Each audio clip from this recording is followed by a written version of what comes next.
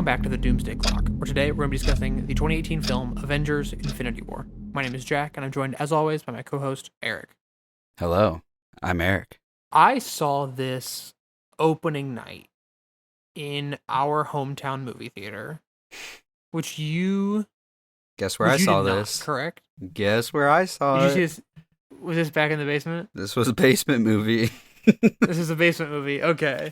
So I remember this being a big... I mean, obviously this movie's a big deal. This is a big deal in our hometown because it was the first time I've ever seen more than like 20 people in a movie theater. Mm-hmm. Which is crazy because I went and saw Mario Galaxy like sometime like a few days ago, this is weeks after it's come out, by the way. And it's a full, like completely sold out theater. And I was like, this is weird. Was it really? That's crazy. Yeah, it was completely sold out. Hail Mary was also sold out when we went. Wow. Did you see it in IMAX or was it is- just a regular theater? We just saw it in a regular theater. No. Okay. It's not still showing in IMAX. That's why I was wondering. I didn't know if that was included in the AMC thing either. It is included in AMC. Yeah. So, okay. Yeah. So we're so back. But for reference, that's like the 26th of April, and it was still sold out. So it was a little different. But I bring this up because I remember this theater being packed, and and audience reactions being a big deal, and not in the like we're all applauding, but in the like whoa whoa kind of way of it.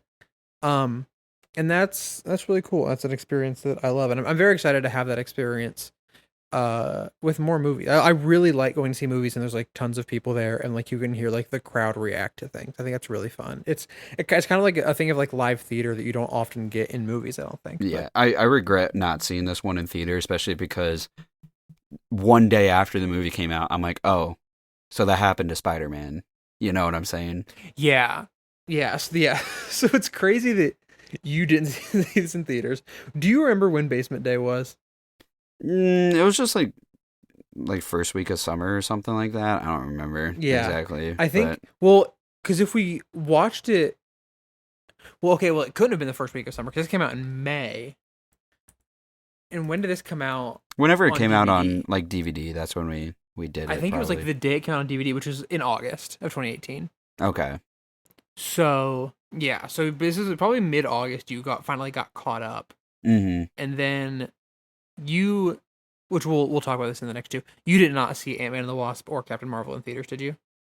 No, I watched Ant-Man and the Wasp like the same day we went and saw Quantumania. Right. Just because I was like, I guess I will watch it. I don't know. Who cares? I guess I'll say this. Okay.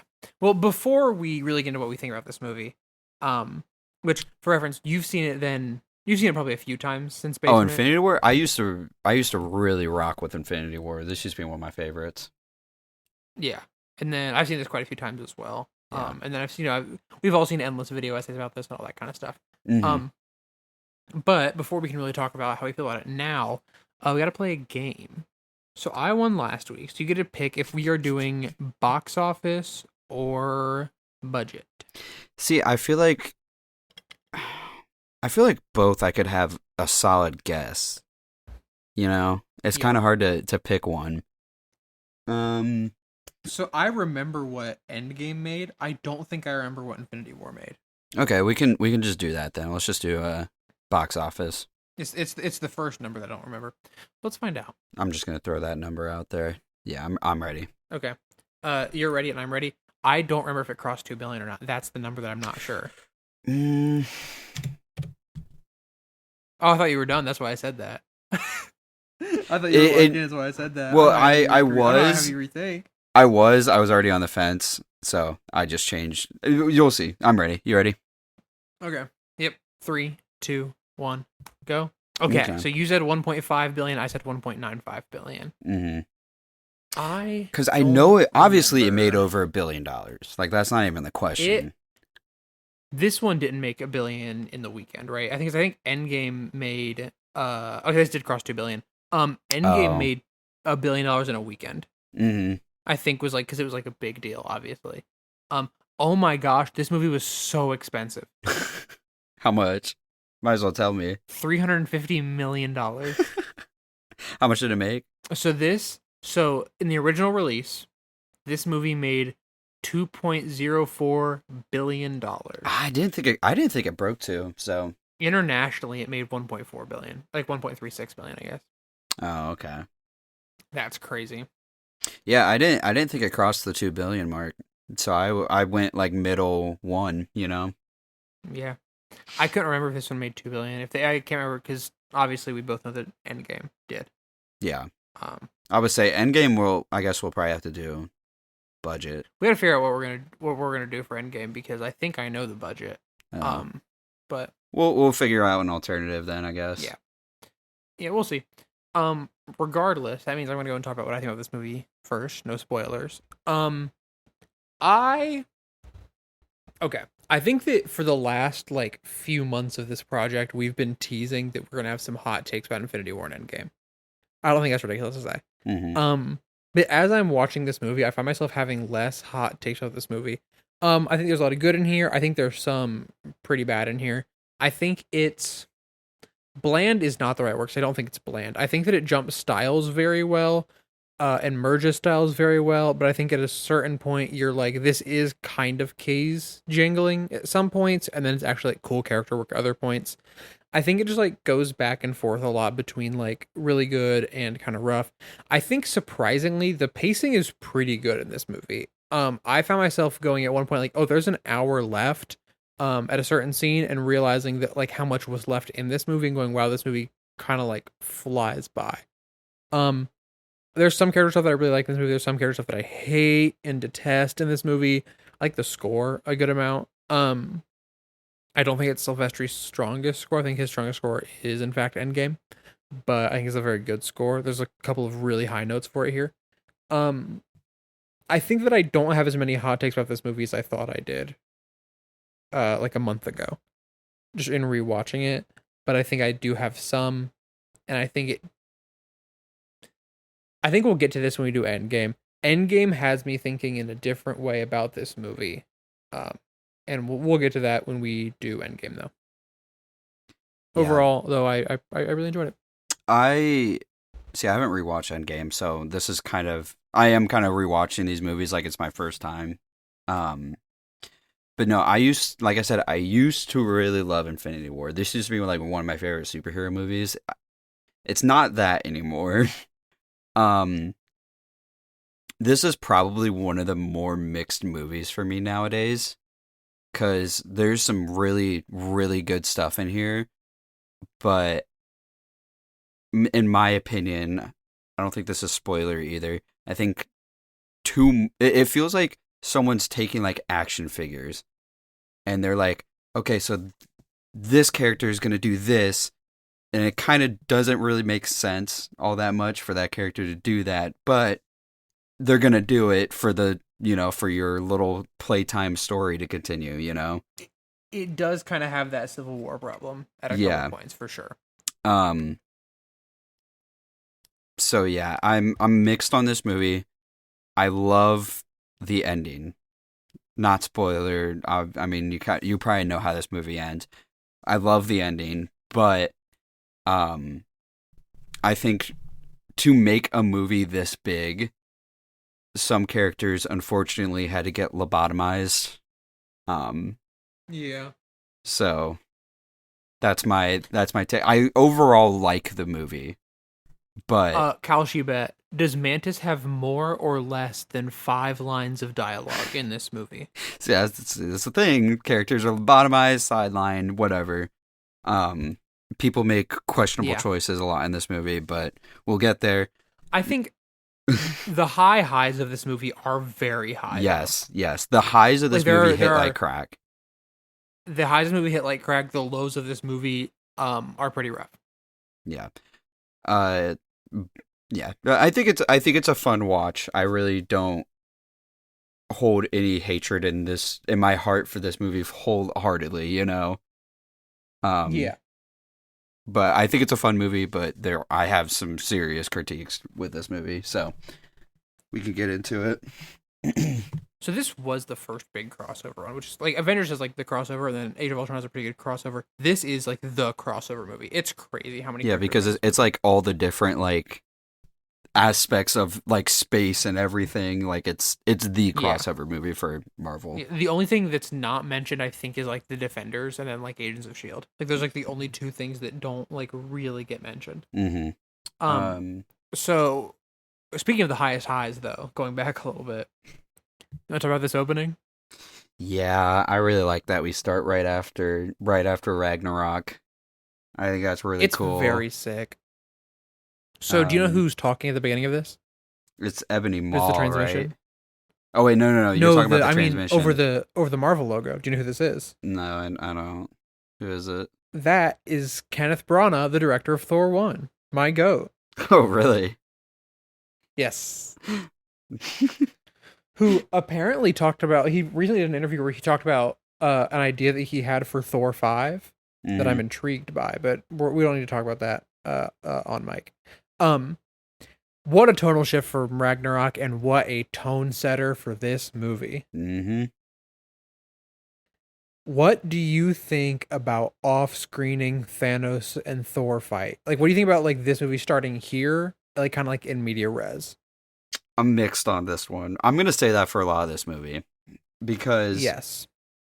do I love that we skip over the fight that causes half of Asgard to be completely wiped out, and we don't know where the rest, like the other half, just disappears. Like they're not even in the opening of the movie, you know. Yeah.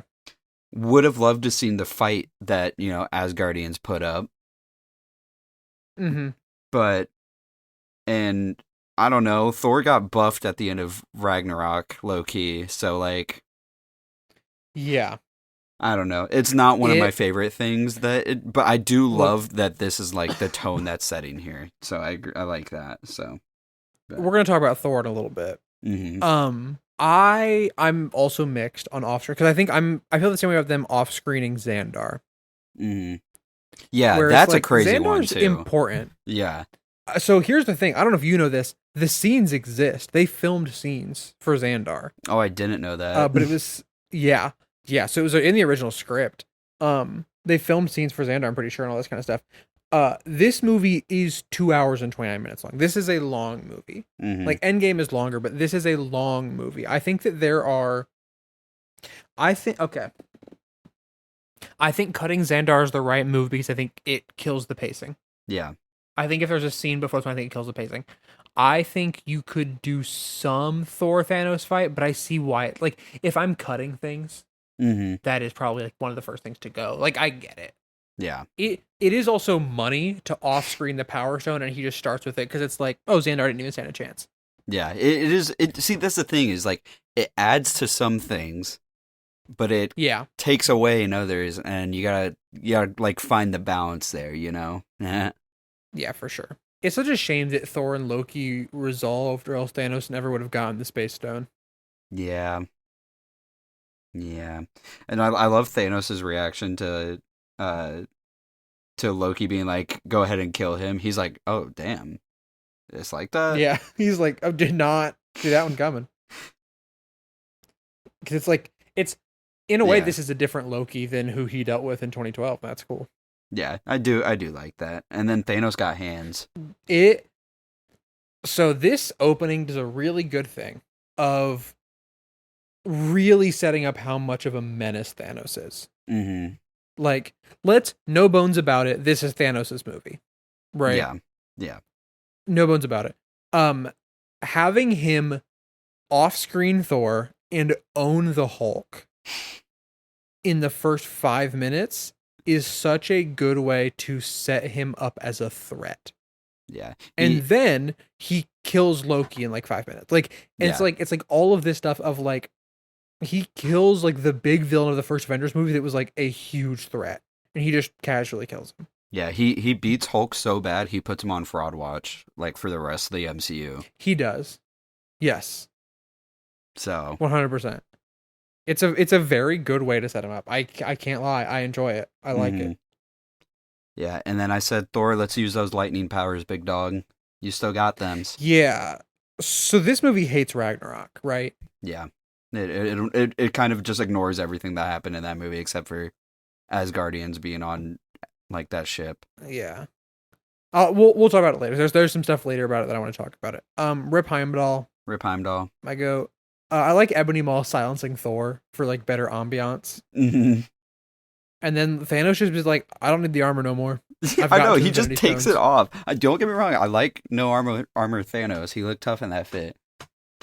But like, He's like, why I don't he need armor anymore. I have why two he do Infinity that? Stones. All right, And then fair. Ebony Or Maw is just bouncing on it. yeah, For this, he's like, no one else has ever held two Infinity Stones. Oh my gosh. whether they yeah, I guess he's the wife. Calm I don't know. down. He is wife core. Yeah. He's like evangelical dream wife core. Mm-hmm. Where he just goes and does all the errands while Thanos sits back and has all those stones. Yeah, all right, who's a bigger writer? Ebony Maw for Thanos or Falcon for Cap? In the bounce off, it's Who's bouncing harder and longer? it's okay. Here's the thing: we've just seen more of it for Sam. Like from what we can tell, Ebony Maw, because like in the flashback with Gamora later, Ebony Maw is there, isn't he? To giving his monologue. I don't know. Like he's been doing this he for might be. years. He might be right. Yeah. He's been doing this for decades. Mm-hmm. So I think it's got to be him, simply because Sam hasn't had enough time. Yeah, you're right. You make a very good point. I think Sam gets up there with like energy. You know what I mean? Yeah. But like, it's a different legacy. There's levels to it. Yeah. Yeah. So shattering the Tesseract is an aura moment because it's like the start of everything. Yeah. Because it's like Cap in the 40s, and now it's that's pretty cool. Yeah, I like how this opening looks. This movie, all right, Russo brothers, I don't love you guys, but you kind of directed this scene with sauce. I'm not gonna lie. This movie goes back. So okay. Was this Anthony or Joe? Which one of them directed this scene? Literally. Because whichever it was, I hope they're more in charge on Doomsday. Mm-hmm. Like, this scene looks really good. There's some scenes in this movie that look kind of bad. Not kind of bad, just the color grading is a little more boring. This is not one of them. Yeah. Sometimes the green screen's a little iffy, but yeah, there's a couple stuff later on Titan. But not this. This opening looks fantastic. Yep, they knew they had to get it right. They knew they had to like get the opening right, and they did. Yeah. I think this is a very good moment for Loki before he dies. I agree. Introducing himself as Odinson, like. Yeah. Maybe don't try stabbing him when he's looking right at you is my thing, but that feels out of character because he definitely would have stabbed him in the back. Like the Loki in front of him definitely would have been like a hologram. Mm. But like an illusion, not a hologram. Rip bro. Rip goat. So sad. Thor can put him in his Instagram bio now. Finally. Yeah. Little dove emoji. Mm-hmm. Insane aura to blow up the ship and then leave. Yeah. Yeah, no, I agree. Do you think that he thought that was going to kill Thor? Or do you think that Thor's in like the half that survives? I think Thor... that's a great question. I think he's kind of just like abandoning him, leaving him to die. You know what I'm saying? I don't know if he necessarily thought the explosion was going to kill him, but like he's in the middle of space without a ship. What is bro going to do? Yeah. So okay. So if we go midway through Guardians 2, right? And we get the Guardians and we go, hey, this is Valkyrie from Thor Ragnarok. She's an Asgardian. Do they know what that means? The Guardians of the Galaxy? Or the Guardians, I mean? Yeah. Because my question is, like, I think Thanos knows kind of their deal because, like, he recruited Loki in, like, Avengers 1 and stuff, right? But, like, how much do they know about, like, the idea of, like, well, Thor's, like, a lowercase g god. Yeah. Right? Like, how much do they know about that kind of the side of things? Mm-hmm. Well, they don't even, like... Do they even mention it in... I guess this is a scene for later, but, like, Rocket knows about Nidavellir. Yeah. So... I don't know. Probably... to know about Nidavellir is to assume that he knows about Asgardians, you know? Well, he knows about Nidavellir in the way that he thinks that it's fake. He's like, but it's real? But it's related to Asgardians' culture, you know? Yeah. But it's more of like, I'm guessing it's more for Rocket, he's heard the legends of Nidavellir, not that like... it's like because it Yeah. doesn't sound like he knows about any weapons from there. It's just kind of like, oh, they make the strongest weapons. I would assume Rocket would maybe. There's a non-zero chance he's heard the name Asgardians, you know. And I would say this. I would say if the any same of thing. them had, I would say Rocket. I or would say the same Drax. thing with Gamora because she was working with Thanos. Yeah. So I would assume that some of them would at least have some knowledge of what Asgard is. Did Gamora defect? I don't know a timeline or what time, how that arranges, whatever, you know, how that aligns. We don't know. We don't know. Okay. I would assume. Let's say if it was before 2012. When did Guardians? Well, the movies like take place in the same year. They're Yeah, Guardians 1 is 2014. 2014. Avengers 1 is 2012. Yeah. So I'm assuming she was probably with Thanos during Avengers 1. Yeah. I would Is assume my so. guess. So Anyway, I was gonna say Hulk go bye bye. Bruce Hulk go bye bye. Bruce arrives on Earth and Doctor Strange says, "Who?" Yeah, I like this title drop. I'm not gonna lie. Yeah, I like I think this it's pretty title good. drop a Good lot. title drop. What about Tony? Well, hold on. Would Very Doctor simply- we were talking about them knowing about Asgard's. Do you think Doctor Strange should know about who Thanos is by this point? I'm okay. So I think that Asgard hits the like magic side of space, Mhm. whereas Thanos is the like guardian side of space. Okay, so you think he's a little bit more niche? So I would say no. Okay. Yeah, I think niche probably isn't the right word. It's more of like when Doctor Strange knows space stuff. He also probably knows Thor because Thor is like an Avenger. Yeah. But like when Doctor Strange knows space stuff, he knows the like Asgardian kind of like mystical side of space Mhm. versus knowing the like practical guardian side of space. That's at least like what I would Yeah, assume. that's with a it. fair point. By the way, we are 23 minutes into this recording, and we We just got to the title drop. Yeah. drop. This one might be a problem. We'll see. There's simply no way that Tony's not getting mobbed in a public park. Yeah. He's probably what, top 3 famous people on the planet? Mm-hmm. It's like what, him, Shohei Ohtani probably, like Jack Black, like that's like the top 3 I was probably. about to say, I was trying to think of someone that's like not Trump. Yeah, no, Cap, I mean probably Cap actually. probably. Cap's also No, got on the aura because he's planet- wanted. Yeah, that's true. So, and then, but going I off like- of this though, Pepper trying to convince him not to be Iron Man. Come on, dog. We're still doing this? We're still doing this. I thought this was resolved in 2013 when Iron Man 3 came out. This is Yeah. 5 years later. Come on, big dog. We're still doing this? Literally. I do like that his anxiety still isn't gone though. That he's like still I think when she says like you're still like you wouldn't have done this, I think she's talking about having it on him at all times. Mm-hmm. Yeah, but You like, know? still, I don't know. I really don't think it's that deep. Yeah. Queen. No. I really like Bruce just like falling into Tony's arms. Mm-hmm. Yeah, Just it's being, like, it's they, crazy like- to think that they went the entire phase without seeing each other. Yeah. Like it's been what 3 years? Yeah. Because Something Civil like War that. 2016, so it's been 2 years. Mm-hmm. It's been 2 years. Well, I know because it was since Age of Ultron. They haven't seen each other. So in Age of Ultron 2015, so it's been like 3 years since they haven't seen each other. And then wait, about Wong's exposition drop. Well, this is the part where I was like, so they know about Infinity Stones, but don't have a clue about Thanos. But like, it makes sense, I guess. They might. have Infinity Stones more- aren't really. I mean, it's okay. This is But I like think when basically someone is big bad villain trying to get them all, I feel like that might transpire a little bit. But okay. I'm gonna quote Cinema Wins here for a second. I Okay. think that like Thanos wasn't going, and this is kind of what he brought up in his Infinity War video back in like 2019. He wasn't going for the Infinity Stones until he knew where all 5 were. mm-hmm.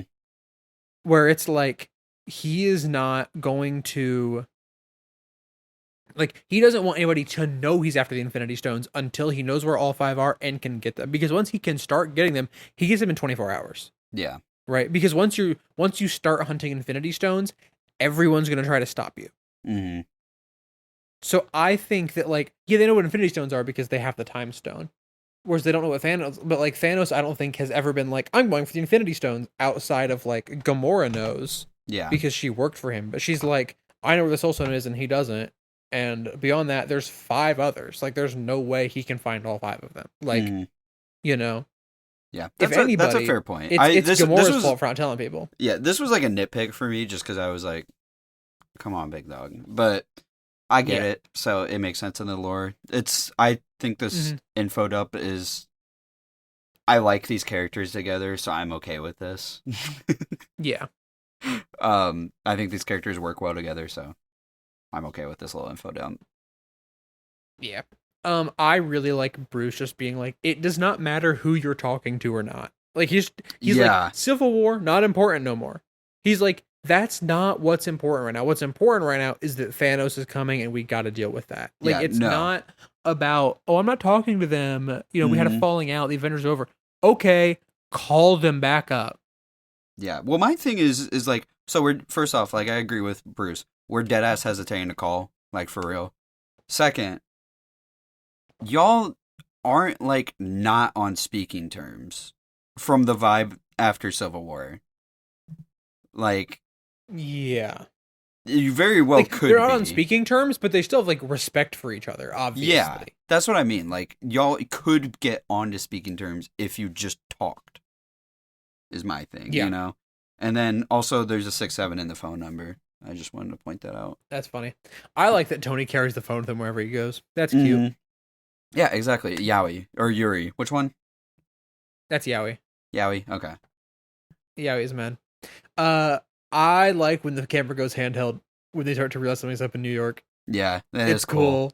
It's a really good directorial choice, and I was like, ooh. And the sound design in this scene, as they're walking through New York, is so imposing. I remember this in theaters. It's like, there's like a drone. Like, it is good sound design. Mm-hmm. And then Ned's funniest moment. Oh yeah, with the bus. Yeah. Hi Peter. Welcome to the party. Hi Peter. Peter's here. I also do want to just call out the little bit of where Iron Man, Tony's like, you might want to back up, sit on the bench, not back up to Strange. And Stranger's like, might want to use the time stone. Cut to him not using the time stone for the entire movie. Anyways. Yeah. Hi, Stanley. Yeah. Well, I'll talk about it. Hi, Stan. I love I need you to cause distraction. We're all gonna die. Like, he's just like, it's great. We love Ned in this household. Hi, Stan. Squidward name drop. What do you think about the Squidward name drop? I really like that Tony interrupts Maul here. He's like, I don't care, bro. Yeah. Like, yeah. Do you want to talk about Hulk now or at the end? I'll bring up a question, and then we can talk about him later. Couldn't Banner just kill himself to force Hulk out? I think so. Based on the canon that we have, I think so. That's all I'll say right now, and if you want to talk about it now, you can. We'll talk about it at the end. Okay. I really like the line, dude, you're embarrassing me in front of the wizards. Tony's funny in this movie. Anything before that? He's funny. Tony's so funny in this movie. He's back. He's back in character after Civil War. Do we want to talk about the nano suit now? Yep, I'll talk about it now. Okay. So, hi, it's me, the resident Iron Man fanboy and tech fanboy. I think that the nanotech Iron Man suit is very sick, and I love that his glasses melt into the suit. I think it's cool. I think that the idea of the nanotech is cool. Post this movie, it will become overused. But clock it. In this movie, I think that both instances of nanotech are very good. Later in the fight on Titan, you can see him like moving nanotech away for different parts of his body to build different things as he runs out of there are cool things done with the nanotech in this movie, and I really like it. Clock it. Would I have preferred a more classical Iron Man suit in this whole movie? Yeah. but I'm not going to complain about it being very, very cool. And for what this movie is, and for what this and Endgame are, I think it works very well. Yeah, I'm very much like you. I don't like the nanotech outside of this movie and kind of Endgame a little bit with, the same character. Because nanotech feels like cheating. It feels like CGI cheating for suits and stuff. And what's funny is, like, and mind you, last week we talked about Black Panther, and both of us liked it in Black Panther because it fits with, like, yeah, Shuri's gonna build a necklace he can hide the whole suit in. That makes sense because she's like, no, I don't want you to have to carry on this whole suit, like a helmet you have to pick up and like take off everything.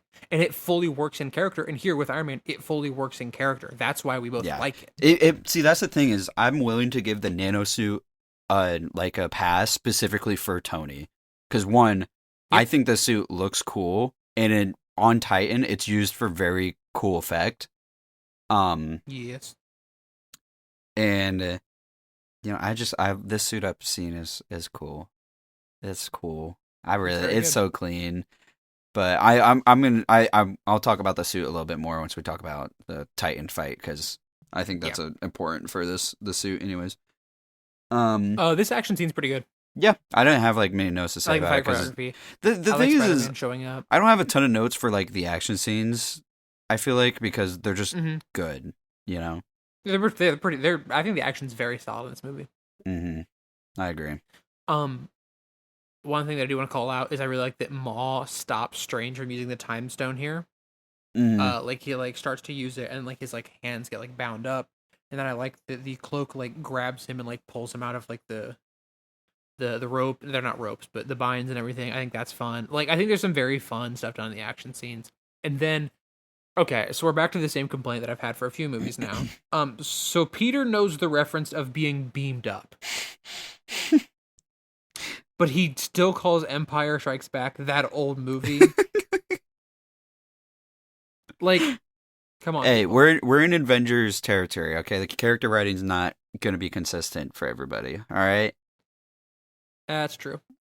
Which it's very much not for Peter, in my opinion, for certain actions of his. He has some good stuff.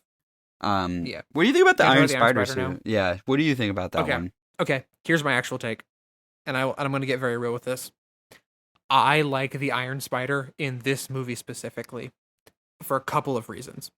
One of which is he gets the Iron Spider not because Tony's like, you need an upgraded suit, but because Tony's like, how can I get this kid to go home? And he gives him the Iron Spider and sends him home.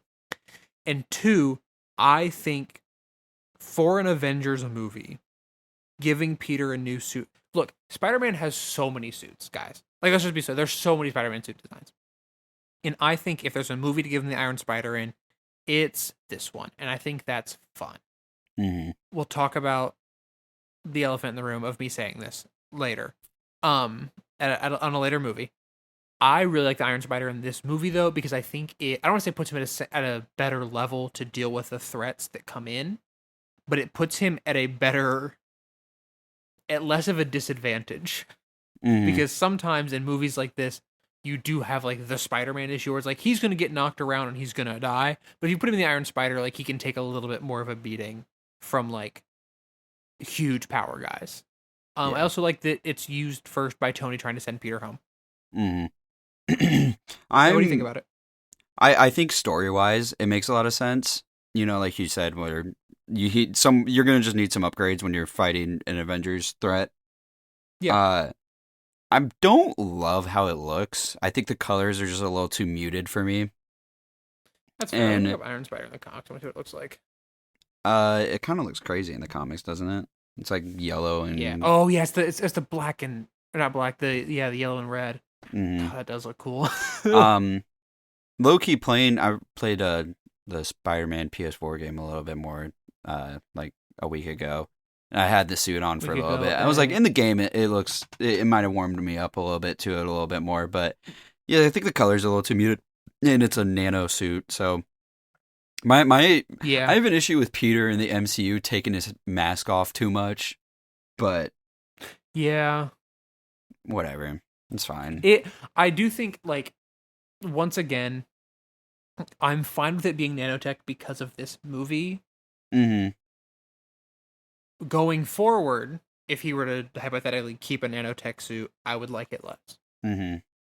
Hypothetically speaking, of course. Hypothetically speaking. I really like that Tony does not have Friday for this movie. Yeah, he's got to be all in by himself. I think it's a really good, like, because, like, with Friday, I mean, without Friday, he's basically invincible. With Friday, he's basically invincible. Mm-hmm. You know? Yeah. And I think it's a good thing to do. And then I like that Bruce is making a phone call. Aura. I love Wong too, by the way. I love you, Wong. Yeah. Shout out to him getting invited to a wedding. And then we love the title sequence or the title card, my bad. Space. I love that title card so much. If you want to talk about characters being poorly written, it's not the Guardians in this first scene. In this first scene, unbelievably in character. This first scene, I will just say this right now. You can tell James Gunn did not have full control over the Guardians of this movie. In my opinion. Yeah. Because I think he wrote a good amount of their dialogue according to folklore. I don't know if that's true or not. Yeah. I heard he was like consulted about the movie, like about how to write them. But like I don't know how much direct control he had over them, but you can tell that they are not in his movie. I'll explain this later. But I'm gonna just say this now. Temu version of the Guardians, but this scene is alright. The first half of this scene is pretty chill in my opinion. Yeah. So he EP'd. So he did some of the stuff. Okay. It says. He reviewed scripts and provided input, but then he disagreed with a couple of character stuff. Yes. Which I also disagree with one bit. Oh, I disagree with two big things actually. I disagree with a couple things relating to the Guardians in this movie, but we'll get to them as we get to them. Yeah. That being said, I don't think that they are like, it doesn't make this movie bad. I want to make that very clear. Mm-hmm. That none of the issues that I have with this are like, and now the whole movie's unwatchable when it comes to like character stuff in this movie. I actually do think this movie is ruined a little bit. Not ruined. That's not the right word. I think it's lesser taken of this, down for sure. I was about to say, I think lesser of this movie for what this movie does to the Guardians, like as a whole, by the end of the movie and stuff. You know what I'm saying? That's fair. Yes, I do think that like it does make me. It takes it down a peg, but I don't think it like makes the whole movie unwatchable. No, like I think that Civil War isn't unwatchable, but I think how some of the characters act in it is like, this is just like, they're not recognizable. Like, this is a hard watch because of that.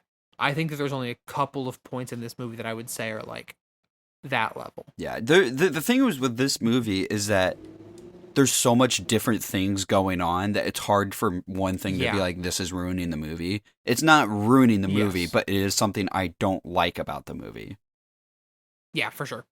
How Peter interacts with Teen Groot is how Laura interacts with you on game nights. Yeah, pretty much. I agree. That's just the exact same. I really do like this whole scene with Thor though, and them. I think this is pretty good. You're a dude, this is a man is funny. I think that probably the best joke in the movie is Rocket saying, you can't eat dumbbells, right? Yeah. These are the funniest characters in the movie, like still, Oh, yes, by far. Like, I think this version of Thor, though, is also such like a good balance of a grieving, sad Thor and a Ragnarok Thor. Where it's like, he's still kind of funny, but he's also like he's grieving. Yeah. He's darker. Mm-hmm. That's good. Yeah, I really do like Quill in this scene. I think he works really well. I like the pairings and groupings that this movie does, where like we got the Guardians with Thor a little bit, and then the Guardians a little bit later with Iron Man and them. And then, Strange and Iron Man's a good pairing. Thor going to Wakanda and helping the Earth people is a good pairing. This is one of those things that like I think it's understated in the development of this movie. If the pairings did not work, this movie would not have worked. And like breaking up this movie into like, it's like what? So it's space, it's Nidavellir. So it's Titan, Nidavellir, and Wakanda are like our three big things at the end, mm-hmm. right? like it's all so distinct and broken up. Like they have like their own color palettes at that point, right? Yeah. And like not having this like I don't even want to say ABC plot, but like because the A plot is whatever Thanos is, but like this ABC plot and like having them all be so distinct and like as you said, like they're in really good groups helps you be able to follow this movie so much because frankly, if they were not in such good groups and they were not as broken up as much as they are and like distinct, it would be so much more confusing to be getting whipped around so much. Yeah. And then going back to this scene though, I know you said you like Quill in this scene. I don't really like Quill in this scene. I feel like it's like kind of the thing is with Quill in this movie is I feel like the whole movie he's like kind of in character, you know? Yeah. Because like he just doesn't. He feels so like he feels character. He's close to being in character, but he feels very baseline. Like it does not feel like the same Quill that went through the last two movies that he did. It does feel like Guardians 1 Quill. Yeah. It feels like he just like lost all the growth and he's the base character of what he was. Which, okay, sure, I guess. But it's kind of rough. Yeah, and I get tired of the same joke that Quill's doing here where he's like, "No, I'm not doing a voice." Yeah, that's fair. But I mean, whatever. It's not a very long scene, so I can just stomach it for now. Yeah, Thor does get to drop one of my favorite lines, which is all words are made up. Yeah, and then he drops also that Xandar just got decimated off screen. But yeah, whatever. We're moving on, I guess. So he knows what Xandar is. Yeah. Because we knew that from Ragnarok, I guess. But it's really, I feel like it's like a one-way street. Anyway, I don't like that this is Thor's arc in this movie, is replace Hammer. Yeah, it's like Ragnarok. And it gets worse in a little bit. Yeah. It gets worse in a little bit. Well, we'll come back, because right now we got to go to Vision and Wanda. Yay, WandaVision. Oh. They're touching each other. Yeah, well, that's like, yeah. I do have a note here that I love that, like, for a little bit, they're like, Vision's like, I probably should go back. And Wanda's like, no, you should stay or whatever. And then, oh, wait, no, it's the opposite. Yes, the opposite. Yeah. Wanda wants him to go back. Vision wants to stay. And then they see the news, and then their positions completely flip. Yeah. Because she's like, oh, that's dangerous. And he's like, I got to. Yeah, but I like them. I like them as a pair. That's why I said this movie's really good at making pairs, you know? Yeah. I Just Feel You is really good emotional setup and payoff. Yeah. For later. I like that Vision fully loses his like eloquence in speaking the second he has to talk to Wanda about emotions. It's like a really good character choice. Mm-hmm. And then I don't know if you noticed, there's a sign behind Wanda, and it just says, "We will deep fry your kebab," and it's fully like just like a sign on the street.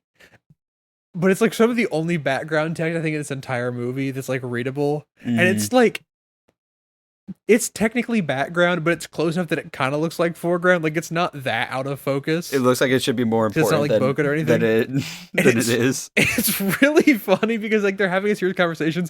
It just says they're having a serious conversation. It will just say, "We will deep fry your kebab." And I think it's really funny. I've never noticed that. It's not important at all, but I just think it's funny. Go back, everybody listening to this, pause this podcast, pull over if you're listening to this in the car, pull up Disney Plus or your streamer of choice and find Infinity War and go to the scene and find out if they will deep fry your kebab. Or you could probably just find out on YouTube, though, low key. You probably can, actually, yeah. I love they have to depower Vision in this fight, because if they don't, then these two just wipe the floor with anybody. That's what I'm like. I'm like, Wanda. First off, Wanda by herself. You should just stop throwing psychic stuff at them. You should be destroying these losers. What are we doing? Yes. You should be like fully exploding their heads the boy style. That's what I'm saying. Like she's throwing these orbs at them and like she's like just swinging her arms around. I'm like, girl, what are we doing? At least she gets Aura in front of that train. We'll talk about the train coming through, okay?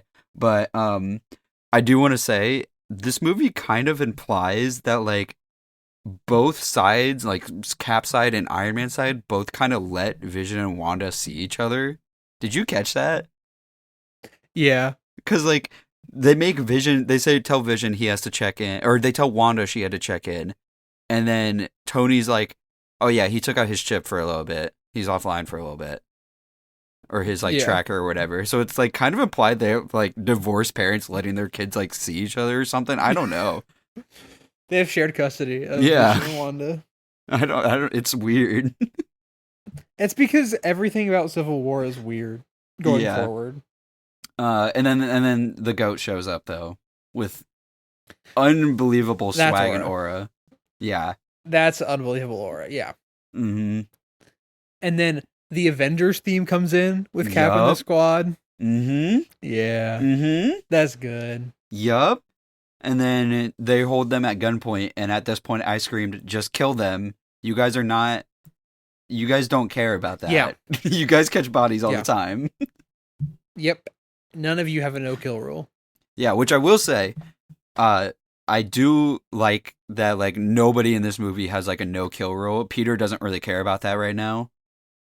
Yeah, he doesn't get a chance to, like, use it, you know? He doesn't fight a whole bunch of, like, mobs or anything.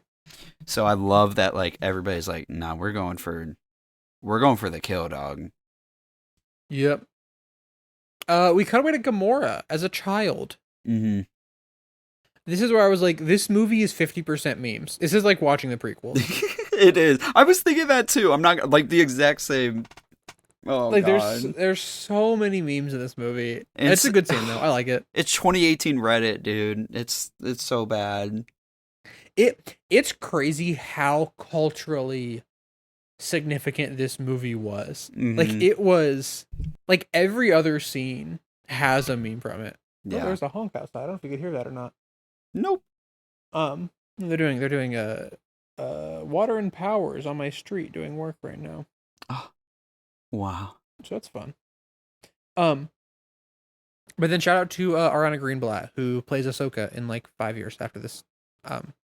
That's who plays young Gamora. Oh, cool. She's also the daughter in Barbie. Anyway, back to the Guardians. I like that she still has the knife. I think it's a good character choice. That, like, she can't fully let go. Yeah, I do like the Gamora backstory. I think it's a great way to show how insane Thanos is, while showing that he, like, twistedly does care about her, and she cares kind of about him a little bit because, like you said, she kept the knife. Yeah. And then Peter comes in and is still joking around. Bro, your girl's trying to talk to you. Lock in. I know you can do this. You can lock in. Yeah, he feels like he should have locked in like 3 sentences earlier. Yeah. I do like, though, in this scene, she's like, I know something he doesn't. I think that, like, an intuitive viewer can really assume she knows about the Soul Stone. Because, like, there was also, like, an extended shot of her reaction to Thor being like, no one knows where the Soul Stone is. Mm-hmm. You know, so I really like that they can, like, you can be like, oh, she knows about the Soul Stone. Like, oh, that's what's happening here. And then I do think once you get past the, like, Peter locking in, this is a pretty good scene between these two, and it feels like a very good relationship progression from Guardians. Yeah, I agree. And Drax is also, I'm not going to slander the Drax jokes. I'm never going to slander Drax jokes. Can I have a confession? Yeah. I thought this joke was in Guardians 2.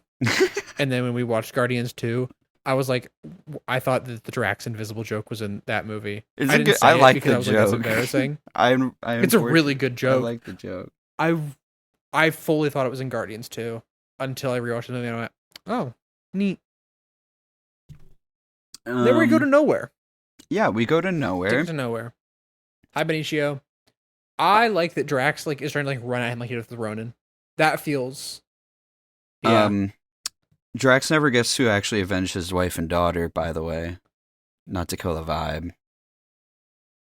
We don't know. Maybe he does an endgame. Yeah, maybe. Maybe he'll catch that body. So Thanos is like the gaslighting final boss. He is! It's so awesome. He is the final boss of gaslighting. And it's like, oh. That's an insane thing to do to your daughter. I love the sleep thing that Mantis does to Drax, and then they all just stand there and watch him fall over. That feels very Guardians. That was going to say, that I do find legitimately funny and in character for every single one of them. So that's also one of Mantis's 5 lines. Yeah. And then 8. Maybe I'm being mean. And then they all go in one by one to attack Thanos. Yeah. I like him cubing Drax. Yeah, and then he string cheeses Mantis. Yeah. I just said Gamora, no way we deadass winning alone. And no way she for real crying after she thinks she killed him. I mean, I think it's less of like a sadness thing and more of like a catharsis thing. Yeah, no, I agree. Like if you finally got to slime out Logan, like you'd feel great. Yeah, no, and I see the point. I was just kind of trolling, but yeah. It is crazy they went in one at a time. I do think that the Peter Gamora scene here is really good. Yeah, and I really like the fake out that Thanos does here too. Yeah, the fake out of him already having the stone is a really good reveal. Yes. And then, yeah, I love that he's low-key just trolling Quill. Yeah. Dude, Chris Pratt's delivery on the second quieter, I told you to go right, is really good. Yeah. And they drop I love you, I think for the first time. Yeah, and the last time, because they never see each other again. Yeah, that's also true. Sorry. Yeah. I didn't mean to kill the vibe. You're just Eric just killing the vibes. Well, that's what they did these to my Guardians, dog. I'm gonna talk about it. I'm sad. That's fair. Thanos is running circles around the heroes in this movie. Yeah. Well, like respectfully to my Guardians, it's not like they're throwing hands too much without like Groot and Rocket. Yeah. Like they got hands. Don't get me wrong. They got hands, but they don't got like that type of hands. They don't got hands, and they all went in one at a time. Yeah. So, like, what did we expect to happen? Yeah. They're just gonna get picked and die. Like, at this point, we gotta stop staggering. We gotta just chill and spawn for a second, and we gotta get out to point, and we gotta, use some ults. Exactly. You're not going to take point. Like, the solo... Straight up, like, let's just be so real. The solo Reaper isn't going in and taking point. No, yeah. Even if he's got Death Blossom. It's not happening. Like, don't get me wrong, that's a good ult. Even if he's got ult. It's just not happening. It's not happening. Alright, and then we cut to... I have an issue. Okay, go ahead. I have an issue with this movie in Avengers Campus, which is I think what you were going to say. Yeah. But I fully cut you off to... No, you go. It's go my ahead. time to talk now. Yeah, go ahead. You guys talk about your Guardians. I'm talking about Rhodey. I was about to talk about him too. We have the same level of affection for. I was about to talk about him too. This is the exact opposite of him at the end of Civil War. Yes, God! He says the exact opposite thing. Then what was the point of that line in Civil War that we hated? Cook! You're cooking a shit. I love it. Oh. What was the point? I said, hey, Rhodey, no. You can't blame Ross for calling them criminals, dog. You were there too. You was there too, Rhodey. That was you, dog. He was there too. You don't get to pull that back. I really like that Steve drops the Earth just lost your best defender. He knows. He puts some respect on Tony's name. Yeah, exactly. That's what I'm saying. Like, they're not on speaking terms. Come on. Yeah. And then okay, so you remember we talked about in Iron Man 2, the reveal that it was Don Cheadle, and we're like, that's an MCU reveal where it's like panning up the camera. Bruce gets like 3 of these in this movie. Yeah. It's funny every time because he gets the one. I guess he gets 2. He gets the one with Tony where he steps out behind Iron Man, and then here he steps out of the shadows. It's like, dude, you could have just been in the room, literally. And then I love the Don Cheadle. He looks at Cap and he goes, "You guys really look like crap." First of all, they don't. They look perfectly fine. They have more aura. Vision looks rough, yeah, but he got stabbed. But like, Natasha looks good. Cap looks good. I just missed a phone call. Who was that from? Is that important? Probably not, right? They don't look like crap. Yeah. It's funny to me. And also, okay. Like I said, I personally do not think Civil War matters at all to this movie.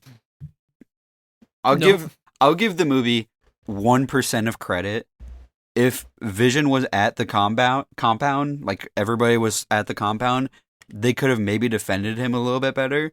But at the same time, you gotta think about this too.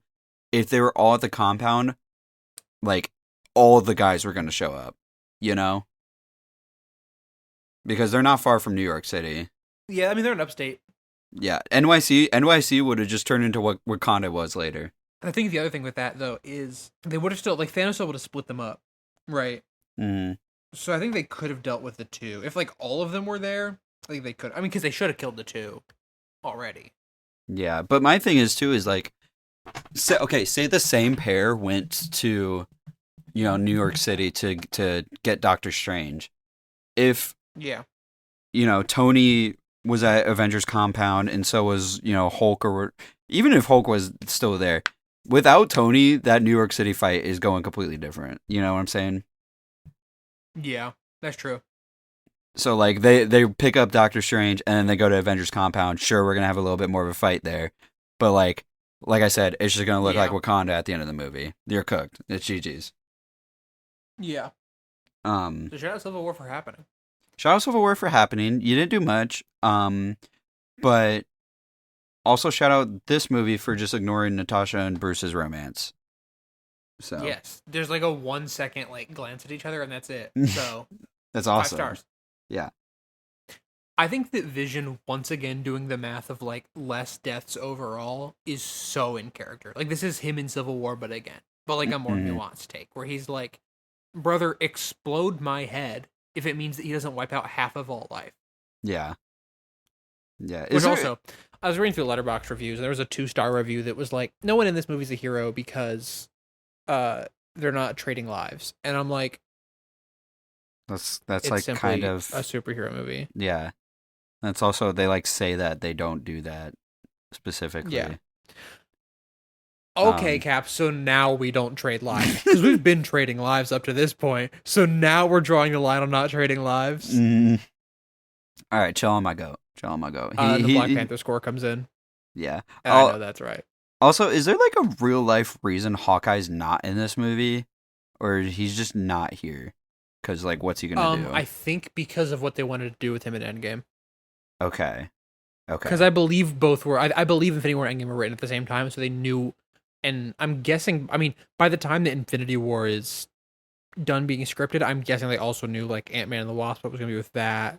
Like... I mean, we knew that movie was coming out, so, like, they don't want to put him in this and then have Ant-Man and the Wasp come out. And in case they just knew they wanted to do for Hawkeye for Endgame. That's my guess.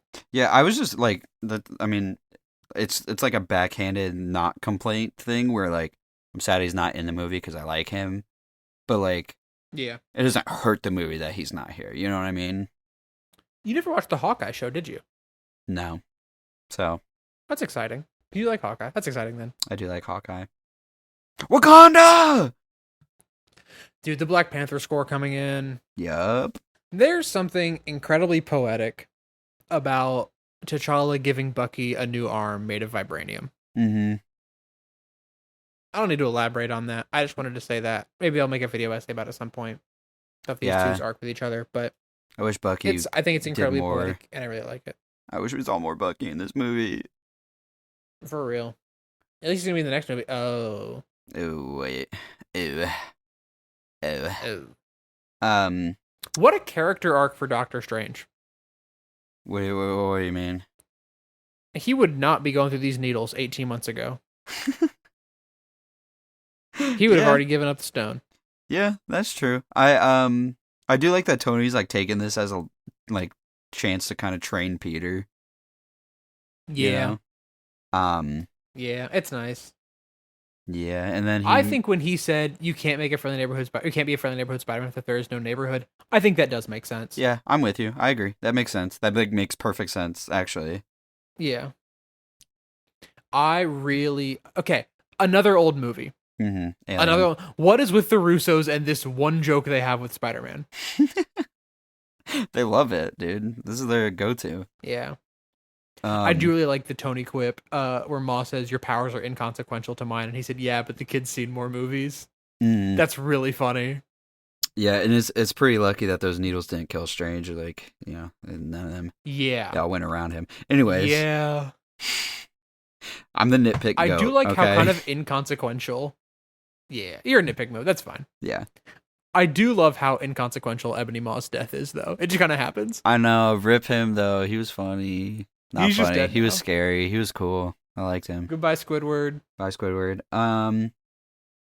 Yeah, and then Peter, keep your mask on, big dog. You don't know Strange.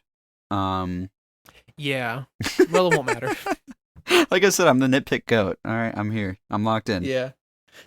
I'm wondering, does he have to have the mask off for a certain amount of time? Like, is that like a contract thing where it's like, we gotta be able to see Tom Holland's face? Yeah, I was low-key thinking that too. Like maybe his agent or something was like, no, you're not keeping my dude in a mask the whole time. But I don't know. I don't know about that much about that side of things. I'm not in contract negotiations. yeah.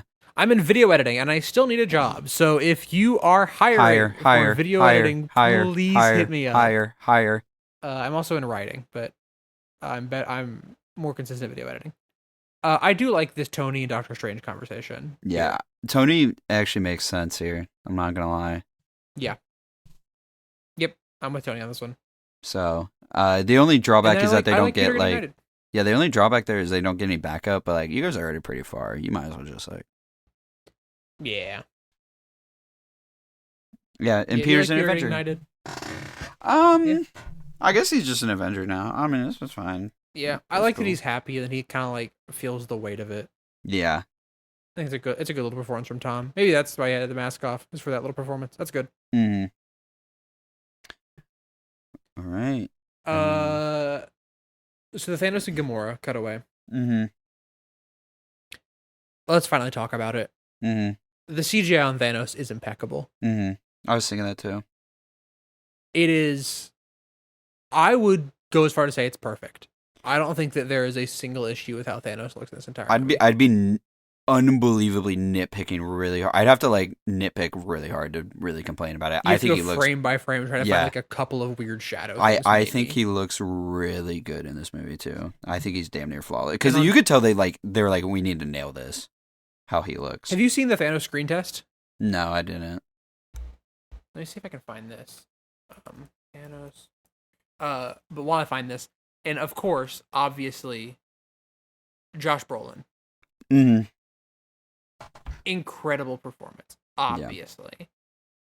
And I like the writing with him. Everybody loves Thanos in this movie. I don't have a hot take with him, really. I think he's good. Yeah. I think he's really good. Because I think Thanos wouldn't work if he wasn't like so unwavering in his beliefs. Like this dude is fully hell-bent on the most messed up solution to his problems. He's all in. He's completely all in. Mm-hmm. And this scene is such a good job. Like this scene and the scene on Titan with Doctor Strange are like the two scenes that like really lock in why he is.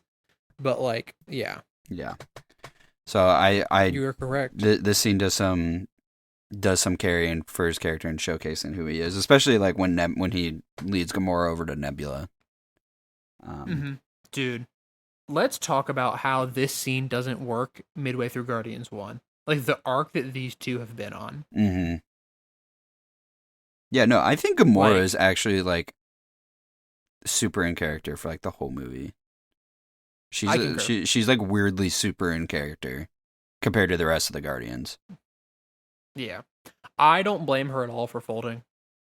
Yeah, I don't either. I mean, I get that it's easy to be like, why'd you fold? But like I think the only argument there is that she told Peter to kill her before giving it up versus she wasn't willing to let Nebula die. But there's a difference. There's a difference there. There's a difference. It's like it's asking someone else to make the sacrifice. Mm-hmm. And I mean, also, I don't think he would have killed Nebula. I think that's the issue. Yeah, I agree. But I do love how important Gamora is to the story of this movie and to Thanos.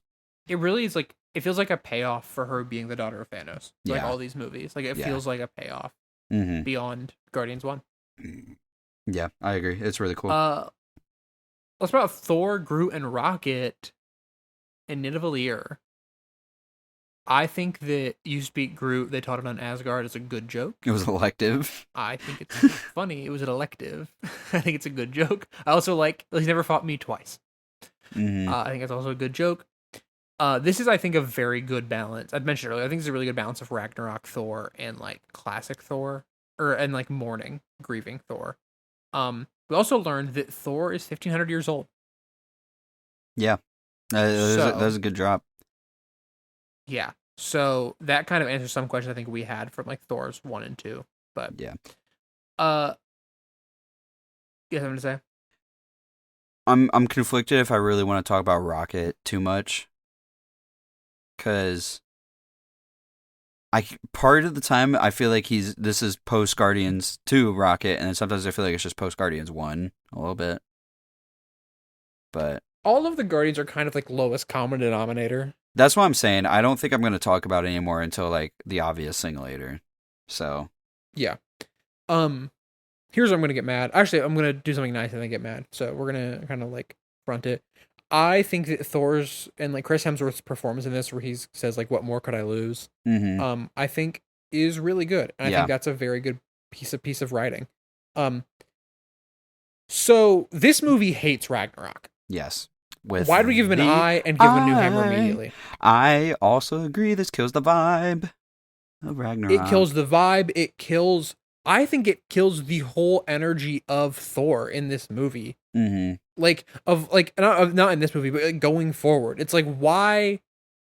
I feel like Ragnarok took so many good and big swings with this character, and what it feels like is they were covering. It feels like they were covering their butts for people to not like Ragnarok, and that, to me, is cowardice. Yeah.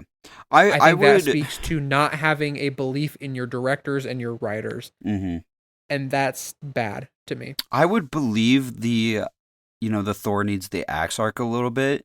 You know, it would help me believe that more, actually, is if we saw him lose at his current full strength to Thanos.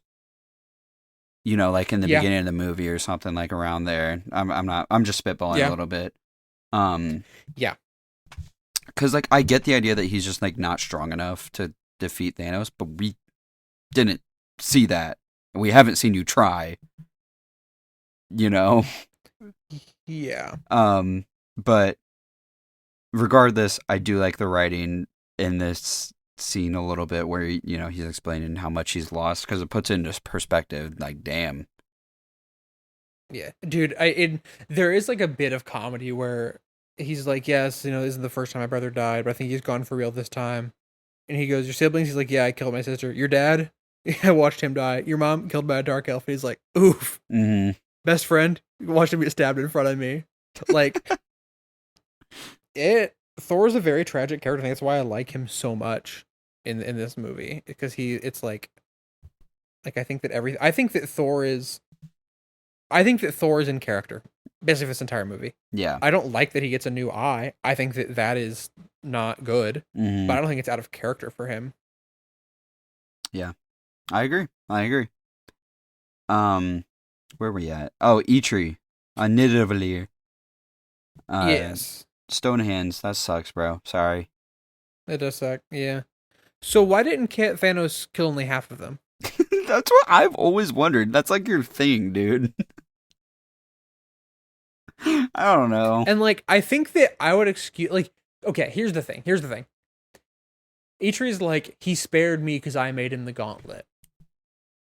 Okay. 1, not in character. 2, he would have killed half of them. Like, that's his whole gimmick. Yeah. He killed half the Asgard. He left half the Asgardians alive. Like, that's his whole gimmick. Yeah. Speaking of complaints, it's about Nebula's escape.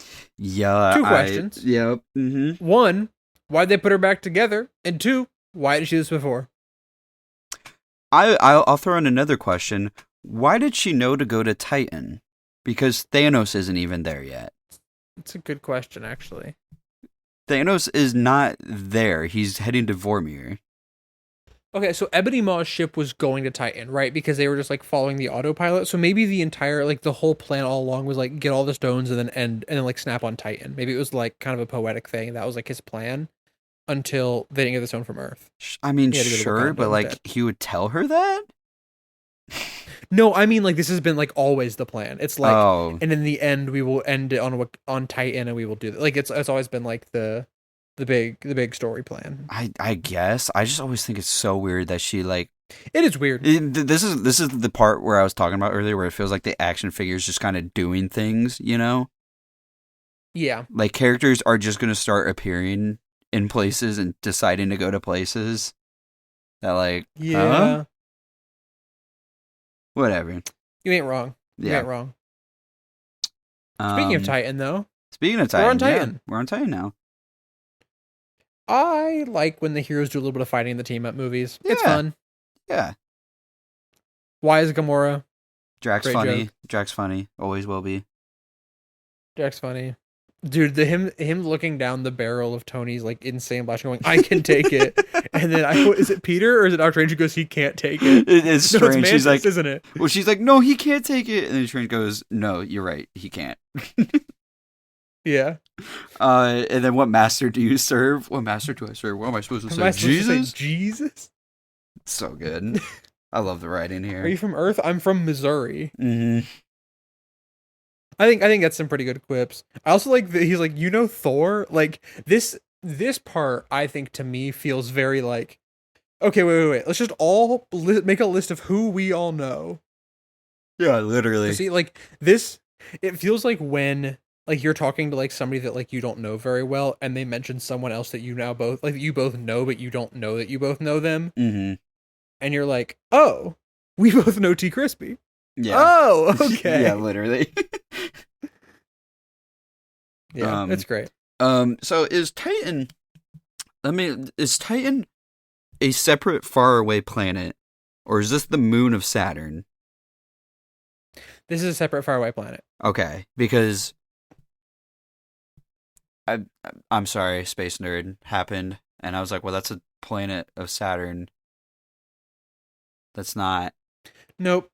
It's a separate faraway planet that Thanos is from. Okay, I'm cool. That's cool. Get far away. Return to Nidavellir. Hold on, wait. Yep. Because this is also where the Doctor Strange Vision stuff is happening too. Or does Nidavellir happen first? Nidavellir happens first. Okay, never mind. Go ahead. My bad. Okay, Return to Nidavellir. He calls it Stormbreaker. Rocket says it's a bit much. Funny joke. Mm-hmm. And I like that Thor calls Rocket Rabbit for this entire movie. Yes, agreed. I like it. Back on Titan. Is Footloose the greatest movie in history? It never was. Hilarious. Good joke. And then I like that you can see Doctor Strange in the background before the reveal of what he's doing. Now you can talk about it. Well, I was just gonna say, there's a long. Did you know the long ass pause after Drax says like, they're here to kick names and take ass or something like that. There's like a 5-second long pause where nothing's said, and they just like stare at the camera because it's for the audience to laugh. I did not notice. It was so awkward that it was like an awkward. I didn't notice because I was too pause. busy clapping and pointing at the screen. Oh, okay, yeah, you're right. My bad. But yeah, I mean, the Doctor Strange thing. Well, I don't know. I don't know how to feel about this. I like it a lot. Because I think it's cool. And I know the multiverse isn't like technically an infinite multiverse, Mm-hmm. Because like, how does the multiverse work if this is the only timeline where they're winning? But the multiverse isn't infinite, or it's just the ones that he saw versus it actually is still infinite. But also Loki. I think it's the ones that he saw.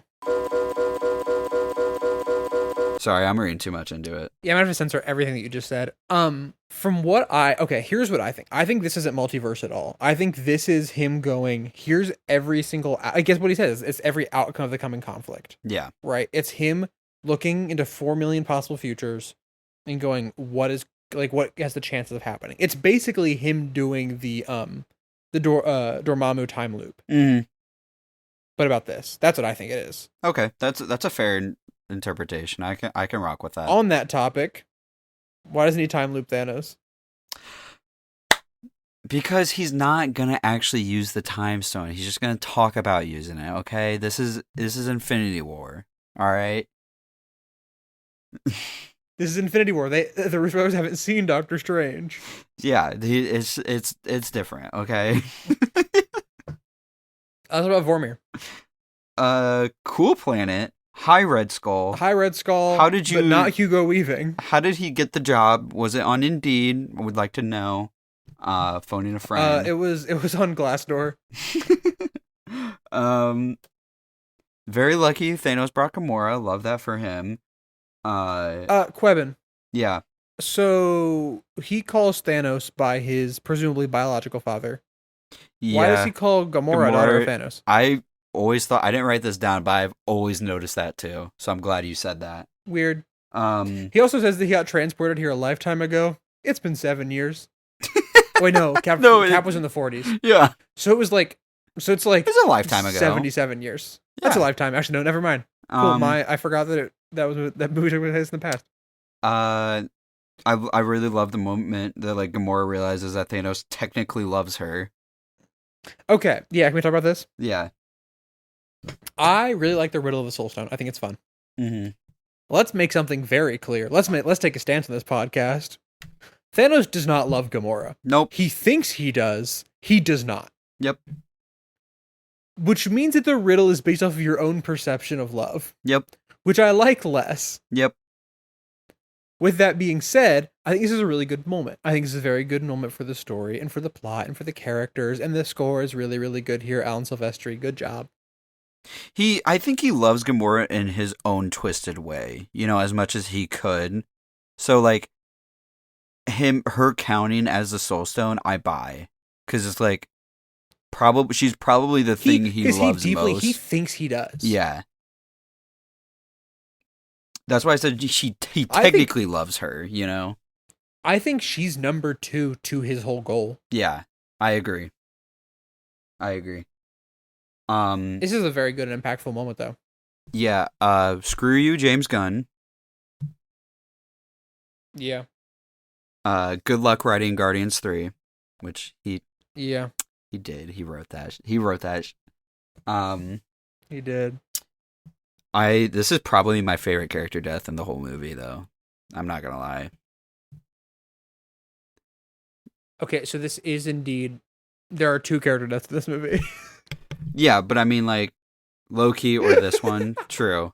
But, like... It's this one for sure. But I think you could count the stuff later in the movie.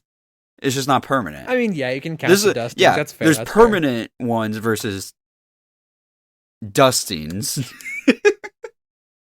But it's funny to be like, in like this big... this is like... Yeah, no, I agree. It sounds stupid, but like... This is my favorite character death in the first 4 seasons of The Boys. And it's like, no one's died. Yeah, there are multiple, quote-unquote deaths in the movie that are treated as deaths, Yeah. And this is my favorite character death in Stranger Things, and it's Bob in season 2. Yeah, well, also Loki... The only one Loki's was cool, too, but this one's kind of more insane, so... Yeah. And then... shout out to the scene of him waking up in the water holding the stone. It's so cool. So that scene, obviously, is entirely CG, and it looks gorgeous. Yeah, literally. So, this is where all the Black Panther CG work went, by the way. Wakanda! We get to go back to Wakanda, Speaking too! We get to go back to Peak. Yep. I love the should we bow? Yeah, he's the king. It's a good joke. We don't do that here. So Reddit 2018, by the way. Reddit 2018. So Cap and Bucky definitely went and pounded it out after reuniting, right? Dude, that's what I'm saying. I asked if they had time to pound one out real quick. Because he has to test the new arm out. Yeah, exactly. That's what I'm saying. Like, there's no way. And Cap's got the beard. Like, there's no way you're not letting them pound one out real quick. Come on, dude. For real. I do like how, like, this scene with Shuri being like, why don't you just do this? It shows how smart she is and also elaborates on Banner's take of, this isn't my area of expertise from Age of Ultron. Yeah. And then I also do like that Wakanda is, like, just chill with Cap. Nobody, because Civil War, again, does not matter, and everybody's chill. Yeah. Because, I mean, Black Panther has a reason to be chill with them still, but. Yeah. Yeah. Everyone loves Cap. I do have a question for you, though. Yeah. How are the bad guys finding the stones? Okay, so Thanos says there are two more stones on Earth at some point. My guess is they have some sort of like locator device. Yeah, because they know There's like like the checks for like exact high location power. of Vision. Yeah, I think it's the same thing as like because weren't they tracking the orb in Guardians 1? Wasn't somebody tracking the orb? Um. Or am I Well, lying? that was a thing too, where I was like, well, why? That was the thing I think we brought up, where it was like, well, why didn't nobody show up before? You know? Yeah.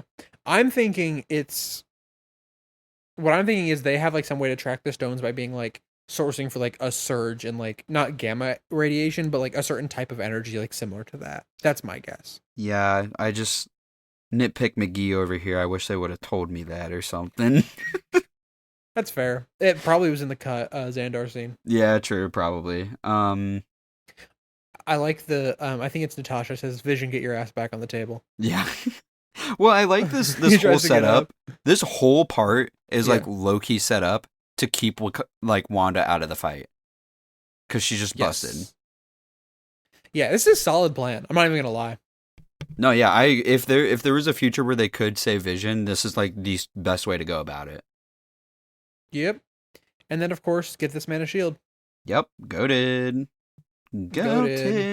Apparently I just didn't write it down. I thought I wrote it down, but apparently I didn't write it down. You know when Gamora's like, the entire time I knew him, he only had one goal to wipe out half the life of the universe. He could snap his fingers. That kind of like bit where he's talking to. Oh, you're that far back. Holy moly. Yeah. That's the trailer, by the way. Just Jack mentioning trailer things. Cool.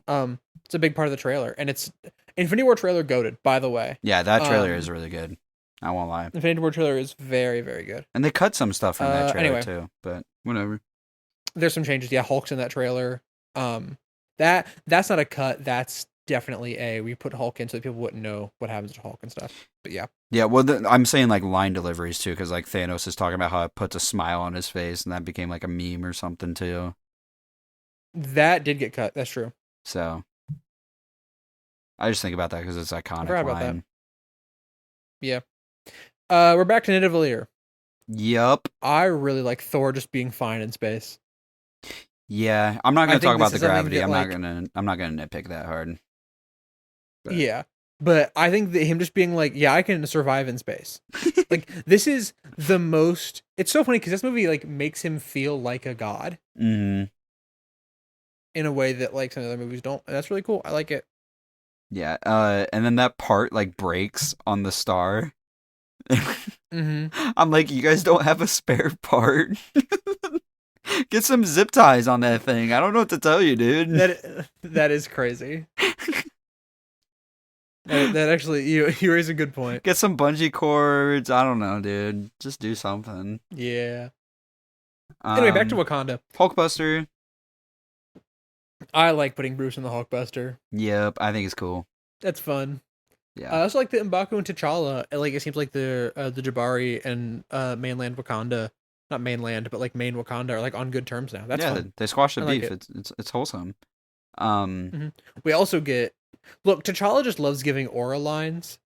Like you are in Wakanda now. Thanos will have nothing but dust and blood. It's so cool, bro. Though it's so cool. It's so cool. He is right. Mm-hmm. Yeah, he Thanos is does right. Have a lot of dust, and there's blood that he. Yeah. But I do. Also, you know how freaky those things are. Yeah, the little guys, the little claw guys. I will say I do love the vibe that this third act has. It feels so like tension filled. It feels so desperate. Like this is like the whole movie. Everything's culminated here. It's so cool. Yeah. I wrote down here, I love that this is basically a suicide mission and they're all prepared for that. Yeah. Like, it's like, this is, because they're like, either we die here or Thanos wins. Yeah, and it's like, they'll say it's the noblest ending in history. Everybody's got aura, everybody's ready for it. Wakanda forever. Yeah. I love how there's all this future tech and Bucky just has like a gun. A gun and an arm. He's a gun. And then Cap and Black Panther go aura for aura where they race each other. Dude, it's so funny. Every time something like this happens where they're just like fully outrunning a crowd of people, it's so funny. Mm-hmm. Dude, those things are just messed up. Those creatures. Yeah, Were those in Fortnite? No, those weren't. It was just Shatari, which that game mode came Just back, for by show. the way. You missed it. That's fun. Um, Yeah. but there was a part, I know it's like gonna be in a minute, where like Cap gets tackled to the ground and stuff like that, and like like Black Panther's on the ground, Hulkbuster's on the ground. They should have done more damage to them on the ground. I ain't gonna lie. Like Cap should have gotten like eviscerated or something. Yeah, 100%. Anyways, that's like in a minute, but Yeah. I've low key, because now we cut back and forth between Nidavellir. We're back in Nidavellir. I low key never understood what the joke with like where Thor's like, only if I die. Okay, I don't think this is a joke. I think that what's his name, Eitri? Yeah. I think he thinks it's a joke. I think this is Thor being like, "No, I'm a god." Like it might be supposed to kill me, but it will only kill me if I die. Mm-hmm. Like because like Loki survived so much. He survived. Like I mean, he got blown up 12 hours ago. Yeah. Like to me, this is like, nah, man, I'll be fine. This isn't like as much of a joke as much as him being like, no, I'm a god. Yeah, I've never. Also, he's I've so never cool really. in this movie. No, I agree. I've just never understood what he was really cooking with this line. Yeah. But no, he's awesome. Yeah. So Groot doesn't have an arc in this movie as much as he has a moment where he decides to be a real one. Yeah. I said, OMG, Groot does something useful finally. I love that he just kind of doesn't matter in this movie until he decides to be a real one. Yeah. It floating and him unconsciously summoning it is so awesome. Yup. It's so cool. And then we cut back to Wakanda and they're all on the ground and they're losing. Because it's just like, at that point, it's just a numbers game. Yeah. Yeah. That's where, this is like what I was talking about. I feel like getting tackled by these monsters should be like an insta-kill, but like, it's alright. Whatever. Yeah. It's fine. And then Thor just farms. I will nitpick one thing here. One thing. How did he know to go to Wakanda specifically?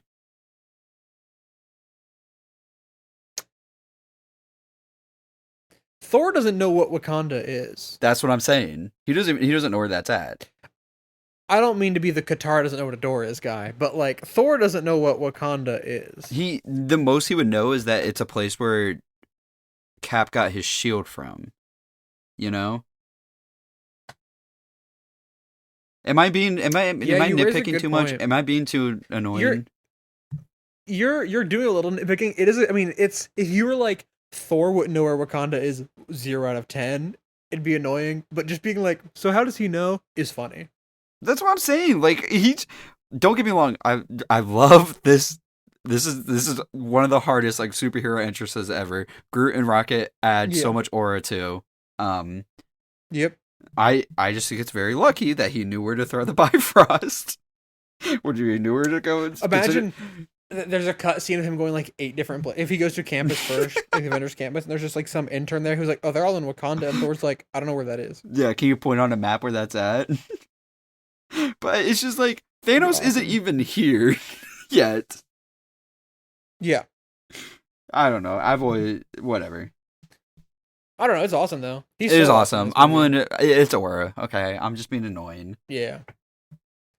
So Titan. Yeah. I think this is okay. So Thanos at the beginning of this, like this is like the last Titan scene. I think like the last big Titan scene, right? No, there's 2 Titan scenes. Okay, so this Titan scene. Thanos says this day extracts a heavy toll. It's been less than 24 hours. Yeah. It's crazy how fast this movie. Like the pacing of this movie I think is pretty good. It's crazy how in-universe fast this movie is. Mm-hmm. And bro has lost what do you think basically everything. So yeah. What do you think about his backstory explanation? I think it's really cool. I think it works because, like I said, if he wasn't so like passionate about his ideology and stuff like that too, it would not work. It doesn't work. But he's so lucky. He's so committed. Yeah. Also, when Thanos says, "I finally rest," what I call the porch motif plays, which is the same track at the end when he sits down and kind of like looks over the sunset. It's the same little track that plays there. That's cool. I also wrote he's kind of giving Paul, not gonna lie. Oh, Paul Atreides. He's giving my boy Muad'Dib. You're a prophet. Mm-hmm. He's Loki giving Muad'Dib. That's what I'm saying. He is, for all of these other planets, he is the voice from the outer world. Yeah. And he's here to fulfill his purpose. And to commit an atrocity against many planets. Yeah. For the path that he sees no other way. There is no other option. Yeah. Anyway, so we get into this fight now. I love when Doctor Strange says, "Don't let him close his fist," and then the cape just like wraps around his hand to not let him like use the stones. Yeah. That feels like smart Strange. Like that's like Doctor Strange being like actually smart and not just good at magic, and that's cool, and I like that. Yep. Everybody getting their licks in. Yep. I love the kick. I love how weird Thanos gets with the stones. He goes crazy with the stones in these fights. It's so sick. Mm-hmm. They play around with the stones. Is this where he does the butterflies? No, that's the next cut. But it's the next cut. Like it's so sick. And then Nebula just has a habit of hitting people with the ship. Yeah, literally. She just likes to do that. Yeah, she very conveniently gets here in time for the fight. Yeah. Okay, you want to complain about Quill or Peter? Yeah. Well, I do love. I'll give this specific scene credit real quick. I love the sudden shift of focus to taking the gauntlet off. That is because it is like hold your breath. Oh my god, are they actually gonna get that thing off of him? Moment. Yeah. Makes a ton of sense story wise. It makes a ton of sense for all these characters to commit to the plan. I love that so much. The tension here is great. And then Quill. I'm actually very more. Yeah, obviously he sells. I'm very mixed. You probably think I just hate this. I'm mixed on it. I'm also mixed on it. Because I don't think it's like horribly out of character.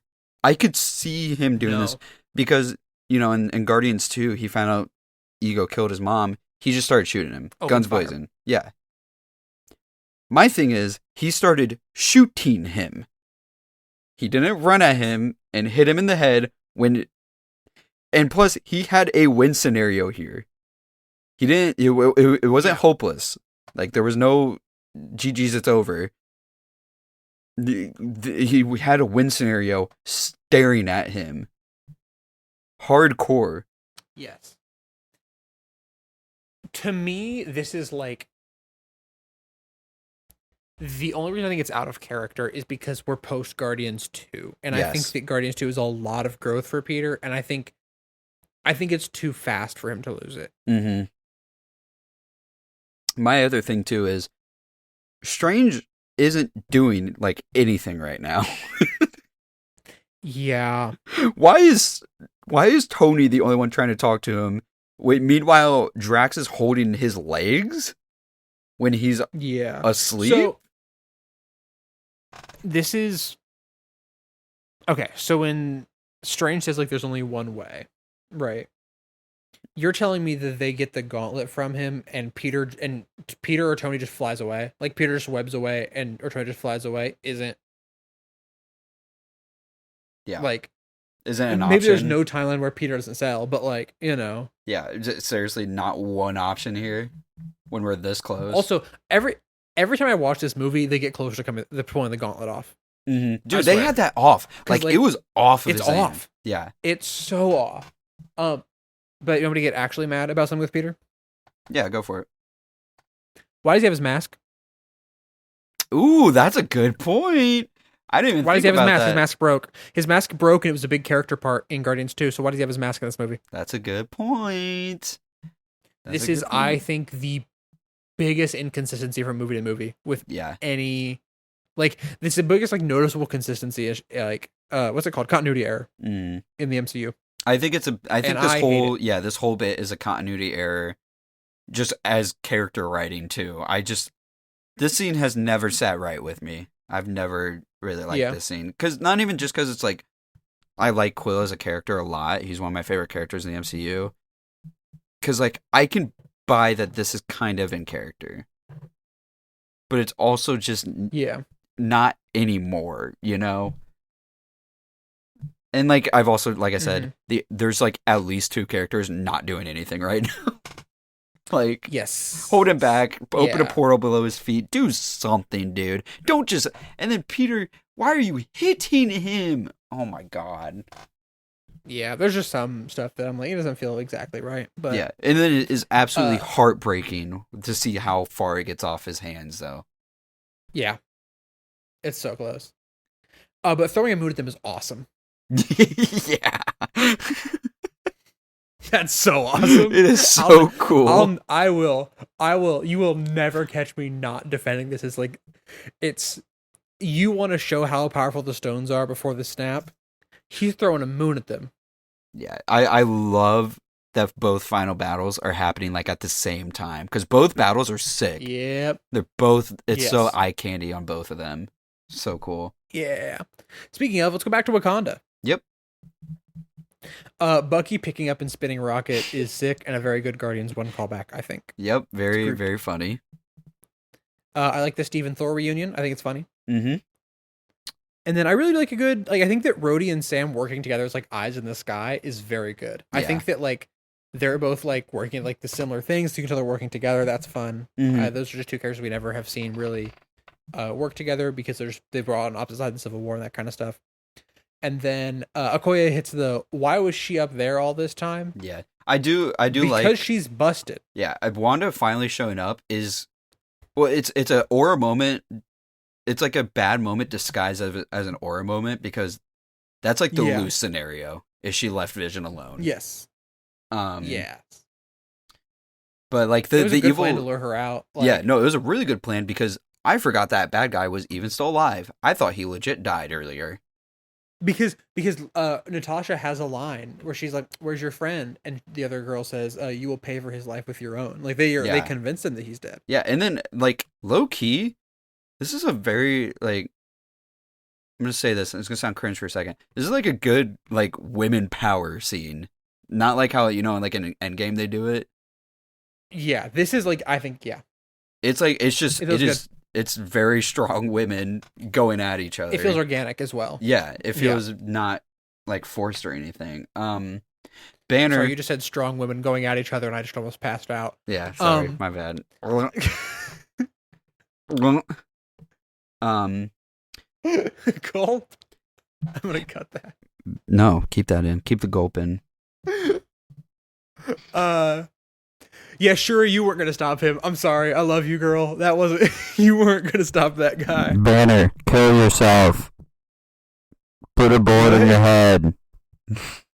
I do like him getting to be a hero in the Hulkbuster, but like, oh my gosh, yeah. I think it's where we can talk about the Hulk.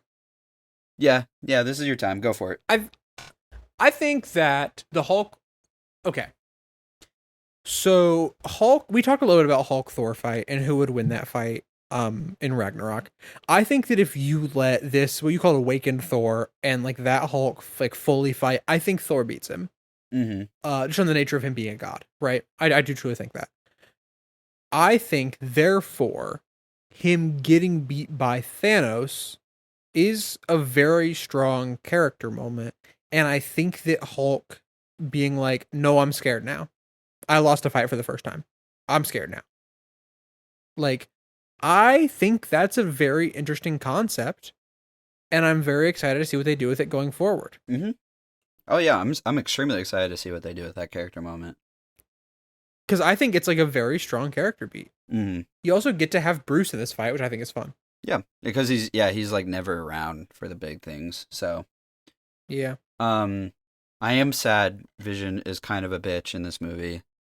Him and Wanda are so nerfed in this movie. Mm-hmm. Like this. Okay, let's just be so for real. They're Celestials in a Silver 2 lobby. Yeah. They should be demolishing. Mm-hmm. If not both of them, at least Wanda. Yeah, because I mean, like Vision, sure, you can be like, well, the blade is like draining his power or whatever, which It stops him from phasing. I'm not sure he should really feel that though. Like I don't. Whatever. Yeah, I don't know. But like Wanda, what are we doing? Wanda should be putting belt to ass, especially with her destroying an Infinity Stone later. Yeah, like that. She holds back 5 of 6 Infinity Stones with one hand. Literally, she holds back 5 of the 6 Infinity Stones with one hand and destroys another with the other hand. That is absolute. That's like unheard power level in the MCU. Immediately makes her the strongest character in the MCU. Yes. Which she should be, by the way. Let it be known, Scarlet Witch should be this powerful. Yeah. It should, in the rankings, go her and then probably Doctor Strange. Mm-hmm. Like that is... Because we just don't have a power cap for him. That is just absurdly insane, which, like you said, I'm perfectly fine with. But that changes things. Yes. Okoye, when she said, why was she up there this whole time? Great question. Literally. Well, there was a reason. There's a story reason, but like, yeah, whatever. We're back on Titan. Strange versus Thanos with the butterflies and the black hole. I love that Thanos' reaction to the butterflies is like, I think he's gonna get hit by something. Then he's like, oh, it's just butterflies. That's fun. I like the thing too where he tries to throw Thanos in the mirror dimension and he just punches his way out with the stones. Yep, that's cool. Many Doctor Stranges. Stranges. I like when Doctor Strange gets weird. I like when he gets weird. We're not using the time stone. Okay. So I think that him hiding it from Thanos is a good reason for him not to use it. Yeah. That being said, DH him to baby Thanos. Literally. Instant win. Or age him forward to Elder Thanos, where he gets gaunt and then the gauntlet falls off of his hand. Alternatively, just age him so far back he doesn't exist. Like, I feel like the Time Stone is an instant win. Right? Especially with, like, in Doctor Strange 1... Did I say Doctor Strange 1? But, like, Doctor Strange, he does the thing on the apple where it uneats itself and eats itself forward and rots. The apple eats it from the back. Like, do the apple thing to Thanos. Eat Thanos from the back. Yeah. We can talk about the Ant-Man thing, too, where, like, I know he's not in this movie because he's doing Ant-Man and the Wasp. We can talk about that in Endgame. Yeah. We can talk about that in Endgame. Anyways, he takes an L to Thanos, gets knocked out because he gets thrown across the room, or across, like, a stone terrace thing or whatever. Yeah. And then I love that Thanos knows who Tony Stark is by name. It's Aura. I think it's so cool. You want an Aura lob, it's Thanos knowing who Tony is. Him going Stark. So cool. He goes, you know me? I do. You're not the only one cursed with knowledge. So cool. I'm not even gonna nitpick how he knows that, because I believe there's a way he would know that. Yeah, I think he's keeping tabs on Earth. Yeah. I think there's a reason he sent down his children in pairs instead of just in singles on Earth. He knows the Earth is defended. Yeah. Also, Stark is arguably the reason that the invasion of New York failed. Mm-hmm. Because of the nuke. Yeah. That's why he knows. And then Tony proceeds to put hands on Thanos, low-key. Dude. Okay. I like this fight so much. I think it's really, really good. I kind of wish it was in a non-nanotech suit. I hardcore disagree with this specific fight. That's fair. It's really cool, and like it's not that I hate anything about this fight. I think watching him reroute the nanotech around and like making fun gadgets to like fight Thanos is cool. I think putting him I like the Mark 43. Like, it's just at its core what it comes down to is I just love the Mark 43, and I think the Mark 43 is really cool. I hardcore disagree. That being said, with the this fight is perfect. Yeah, I hardcore disagree with the nano thing for this fight specifically. This fight like makes me love the nano suit because it shows how desperate Tony is and how much That's true. And how much he is losing by like that dude.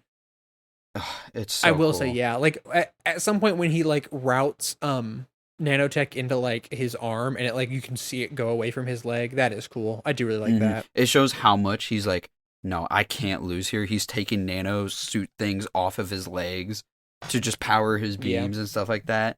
I love that choice. I think it's such a cool like visual way to show you like how much he's like Tony is. Yeah. and how much he's losing, because he's losing so much like nano stuff.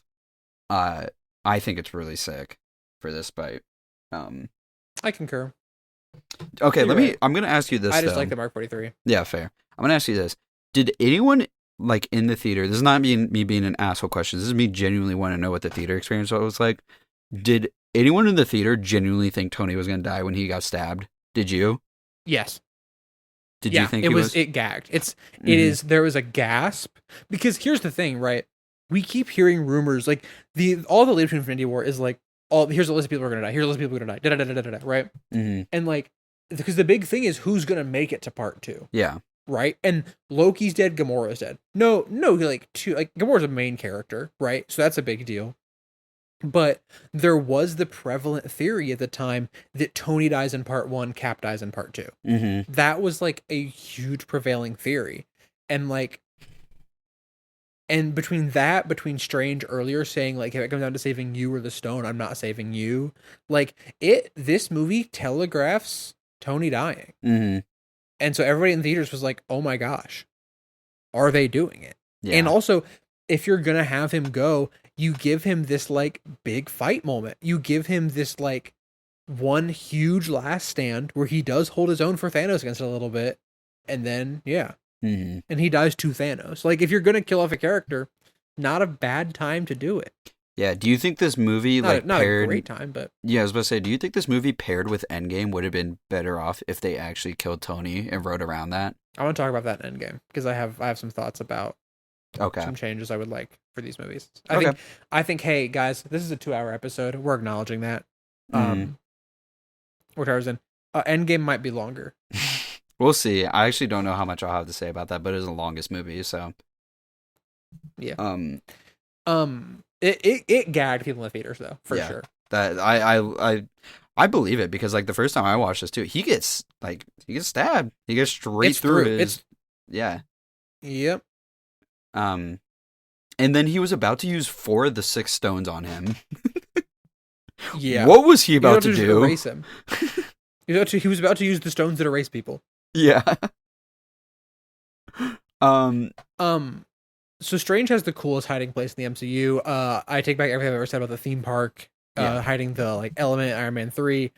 This is so awesome. He hit it among the stars. And then I said, "Whoa, a semblance of an arc for someone in this movie." We have Strange with the stone. And this isn't an arc. This is just he saw the one timeline. Yeah, so it's not really an arc. Also, Thanos has an arc. Yeah, I know. He's the exception. He's the exception. He's the exception because he's the protagonist. Yeah. And then Endgame name drop. Yay. Yep. And then he nanotechs the stab wound closed. Yep. Sure. That's when everybody was like, oh, okay. Yeah. I guess he's not dying then.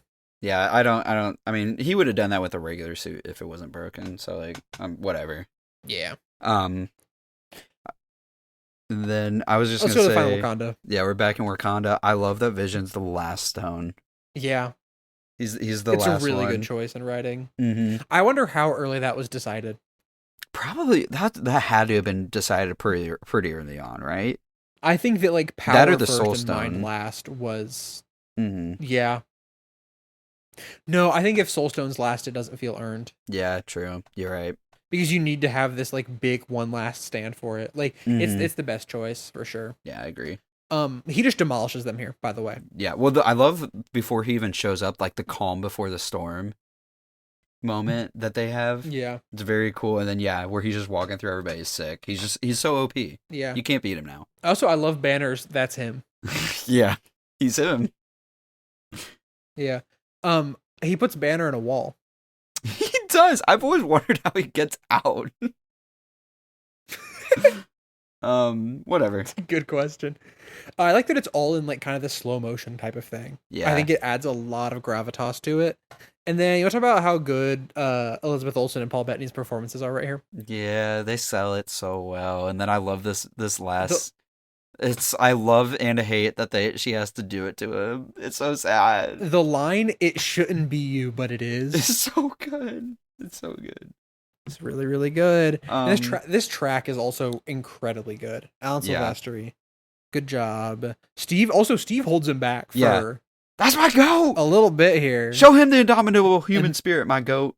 Show him. Steve holds it back for a little bit, and then Wanda just goes, and one hand, boop. Mm-hmm. What if she just hit the no more Thanos? I don't know. You should have done that. Why couldn't you just like House of T instead of House of M? Just House of Thanos, no more Thanos. That's House of M. I'm just saying she should have just deleted him or something, but whatever, it's fine. It's fine. He was using the stones. The stone shattering. He was using the stone actively to get closer to her, so. Yeah. Yeah. The stone shattering is really cool. I'm gonna nitpick. Mm-hmm. I get a nitpick now. Yeah, go ahead. I think it should have had more fallout. I think an Infinity Stone exploding should have been way more fallout than boom. Well, we don't really get to see it. You know? No, but like, I mean, it just does like a little like wave and like pushes. Oh, you're her back saying a little bit. like the explosion needs to be way bigger and stuff like that, and Yes. mm-hmm. I agree. I'm talking like the opening of Fallout. Yeah. Mm-hmm. I want her to explode that, and then it cuts to war. War never changes. And then it will just green like glow that reverses Yeah. it. But I like the like Thanos trying to relate to Wanda, you know? I think it's cute. Yeah. And she's like, no. Yeah. And then is this like I do really love, I know your nitpick exists and I agree, but I love the little bit of hope this gives you that like they win here. They lost everything, but they won. So, okay. I'll embarrass myself in a little bit. Okay. And then Now Wanda, is no time at all. Yeah, and then he smacks her, and then she gets knocked out, I guess, because she doesn't come back. Yeah. Until she evaporates. Yeah, and then Thor shows up. Before Thor shows up, Vision loses all of his color without he goes like he doesn't lose all his color, but he goes like gray, desaturate half the stone. Yeah. That's a really cool choice. Yeah, I agree. The whole I like the whole Vision death thing. Yes. Thor moment, and then he's like the true last bit of hope. This is okay. So one, I think this is completely in character for him for the last 7 years. This makes sense. Yeah. This is So true story about me. I'm in theaters. I am 14 years old. Wait, this is 2017. 2018. I'm 14 years old. I'm watching this movie, and Thor hits him in the chest, and my first thought is not, oh, he's gonna snap. My first thought is, what is part 2 gonna be if he just kills Thanos here? Mm-hmm. Like, is it just gonna be like the fallout of like this? Like, I think that perhaps it's my stupidest moment. But like, of not realizing, oh, he's got but I mean, my next note just says, so this is insane. Mm-hmm. Well, I'll defend you. In retrospect, it's my dumbest moment. I'll defend you though. Yeah, I'll defend you because what they actually end up doing is like one of the boldest moves a major franchise has made in an extremely long time. Yes. In retrospect, as soon as he gets all 6, he's gonna snap. Yeah. Like in retrospect, the second that he does not die, the frame he has all 6. Mm-hmm. You should know, oh, that's what we're doing. This is the most insane choice that any writer has ever made for a franchise this large. Yes. No, agreed. Let me rephrase that. Episode 9 has more insane choices. This is the most well done insane choice. Okay, good rewrite. For a franchise this long. Good rewrite. This large. Oh. This is... Okay, look. There was like a little bit of cheering when Thor hits him, right? I can't express to you the gasp that hits when he snaps. Yeah. Oh my god, I wish I would have been there. I love this moment so much. It's generational shock. Mm-hmm. Right? And then before we get to the actual dusting. So the scene with Gamora and Thanos here. Mm-hmm. Fun fact for all of you who weren't in the scene when this movie came out. This scene everybody thought that this scene takes place in the Soul Stone, and we thought this was going to be a big part of Endgame. Oh, right. Well, is it not in the We Soul thought this was going Stone? to be really important. Or is it just We like don't a know. It's never hallucination? explained. That's what I thought. I assumed, like, everybody just It's still, I feel like assumes it's part of the Soul Stone. But We assume it's in the Soul Stone. Everybody thought that this was going to be like the most important scene in the world at Endgame, and I guess spoilers, it's not. yeah. But yeah, the dusting is awesome, and it was insane in theaters. Like, because like every cut was like a death sentence. Because like the second that a character was on screen, you're like, oh my gosh, it's happening. You're like, which character is gonna, especially if it's like a group. Yeah. I love the Also, snap so much. Love Bucky's it. last word is Steve. They're- I know what you are. I know what you are. Just they couldn't even know what pound you another are. one out. It's so sad. He didn't even leave I his know, robot dude, he was arm. walking- He didn't even leave the arm.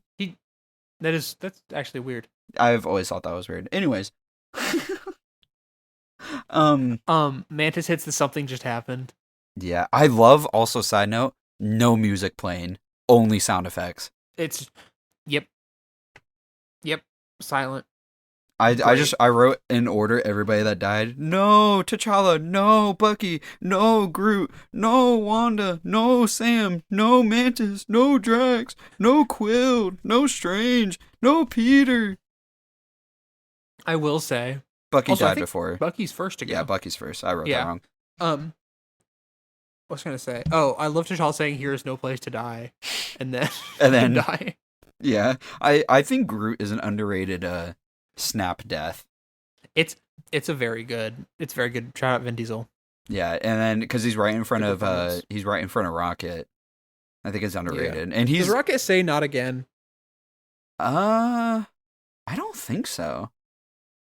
I don't know why I always thought he said "not again." He It just goes, says no, no, over and no. over again. Yeah, because that's his son. You talk about Tom Holland's Oscar moment. Yeah, very, very. I mean, there's a reason it became a meme. It's very good. It's a very well done death scene, and God, I love this snap so much. I love how this is such a bold move. I love this so much. It's such a turning point for the universe. Can I give you my pitch? Yeah, go ahead. I don't think they should have told us about Endgame before this movie came out. No, they shouldn't have. That's an outside movie fumble. Yes. If that's like movie fumble, they were never gonna do. Yeah. But I will. This is a reason why I this is the good shit of the movie. It is. Because I'll nitpick so much, but then it just doesn't matter in the end. That's why it's so hard for me to say, like, to stand on my 2 feet on this movie. I'm not gonna lie.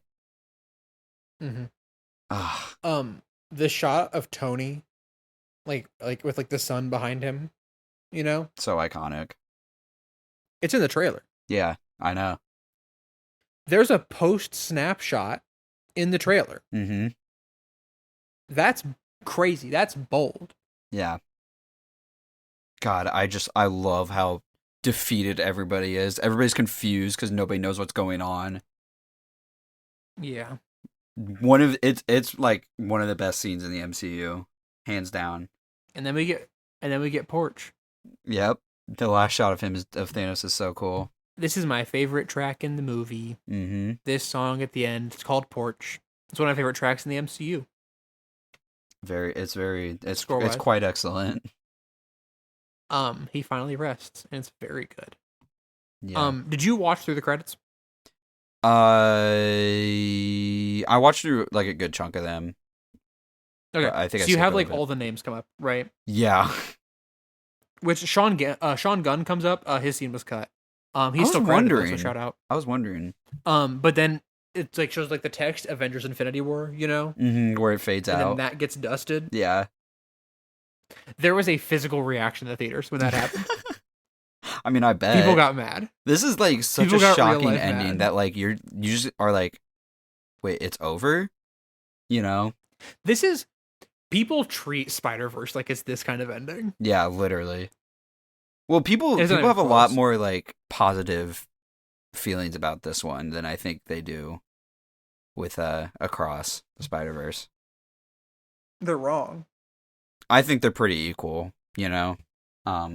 This As this one I think that ends they is like a both work. bolder choice, though. Just saying that. Yeah, I think as a standalone movie, they both work pretty well. Yeah. None of them are like a complete story for some of the characters, but like for at least one of the characters, they're their whole arc. Yeah. Do you think Thanos like granted himself immunity from the snap, or he also was like, if I die, I die? I think if he dies, he dies.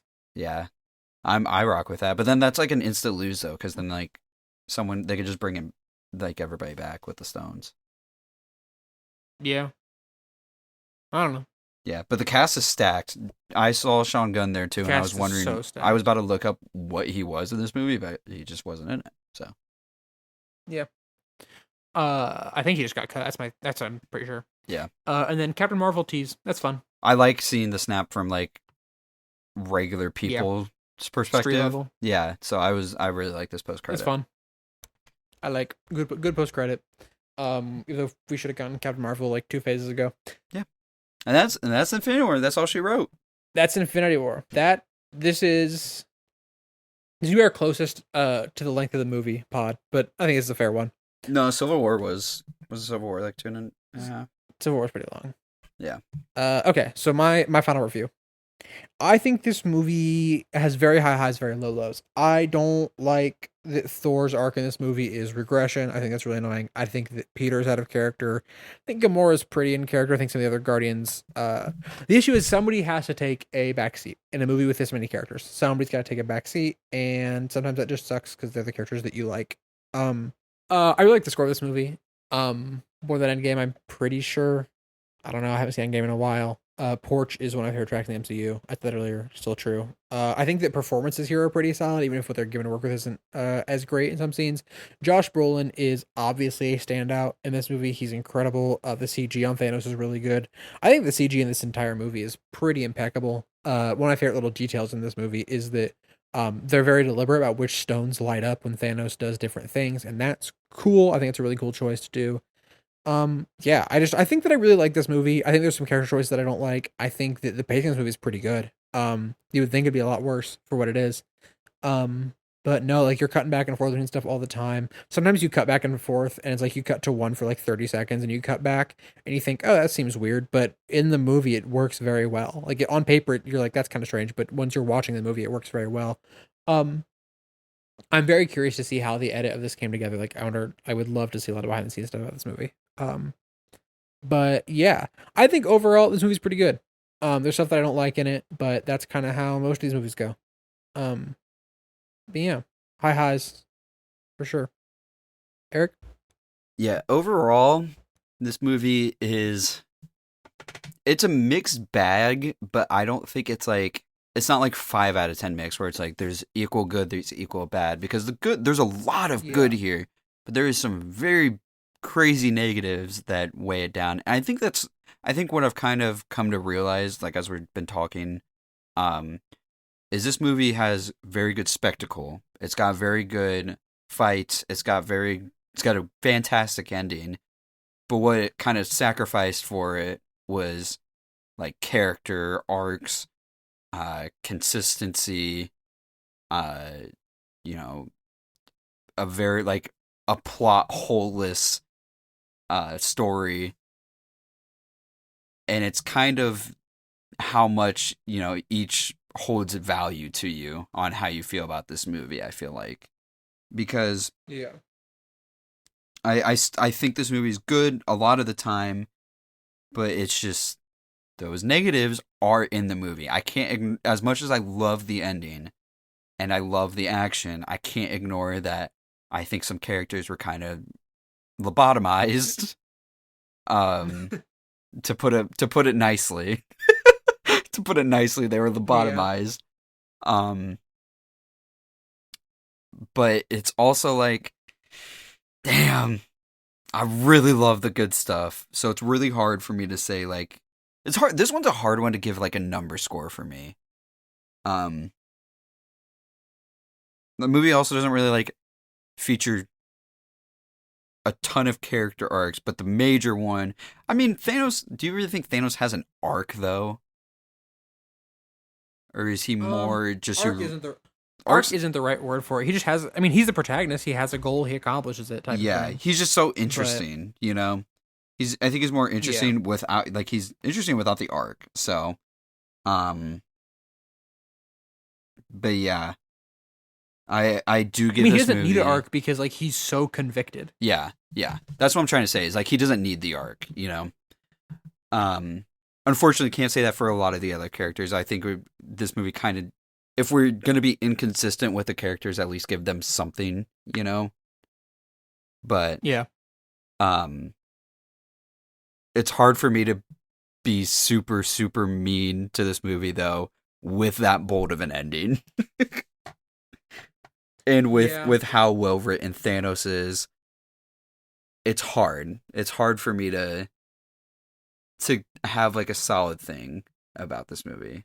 Because like you said, Thor is inconsistent. I hate that Ragnarok doesn't matter. I hate that a lot of the Guardians aren't written the same, you know? Yeah. And I really hate, in a lesser movie, and that's the thing, in a lesser movie, I would, like, this would severely impact me way more, you know? Mm-hmm. So. It's like, I think the best line we can draw to it is, the bad CGI in Black Panther would have been so much worse if the movie was bad. Yeah. Like it's we can say like the CGI in Black Panther is bad, but like the rest of the movie is so good that like it doesn't like lower the score by like 4 points. Yeah. It's just a matter of like we just said, lesser movie. This stuff matters way more. And it hurts the movie a lot more. So, oh God. All right. What number do you want to give this? Well, I gave it a 4-star on Letterboxd, but I was low-key about to just give it a heart and not a score. Because the cop-out answer for me to say is thumbs up. Okay. Let me ask you this. Do you think it's better than Avengers 1? Yes. Yeah. Do you think it is better than... So better than Avengers 1 puts it above a 7.6. Mm-hmm. I would agree with you. Yeah.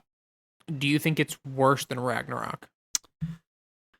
No, let me ask you a better question. Better or worse than Winter Soldier? Than Winter Soldier? I kind of want to say no. Yeah, I'm with you on that one. So that puts us between... We don't usually do this with scores, by the way. This one's hard. This one's just hard. It's a hard one to do. So right now we're between like a 7.6 and a 9 because we gave Winter Soldier a 9, we gave Avenger 7.6. What would be where would it place it at if we just gave it like a solid 8? 8 would be same as Black Panther, slightly below Homecoming and Ragnarok, same as First Avenger. Same as First Avenger. I think we underscored Black Panther, I'm not going to lie. Did we overscore First Avenger, you think? I like First Avenger. I do like First Avenger too, but like on the same level as Black Panther and Infinity War? No. What if, okay, where would it place if we gave it an 8.1 or 2? That would put it right below Homecoming and right above Black Panther. Okay.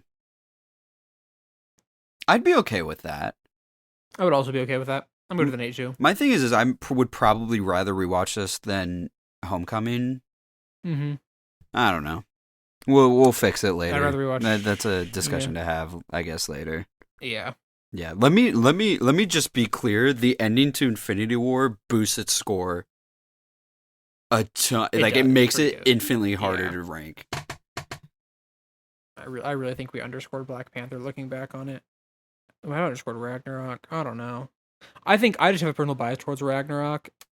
Mm-hmm. I love it. The thing is I don't know. We just watched those. Believe it. We just did those. Believe it or not, assigning an objective numerical value to movies doesn't always work out. That's why I said I just want to give this one a thumbs up. I'd give it 2 thumbs up. Yeah. 2 thumbs up. I liked. All right. Next week, one would assume Endgame. Wrong. Ant-Man and the Wasp. Yay.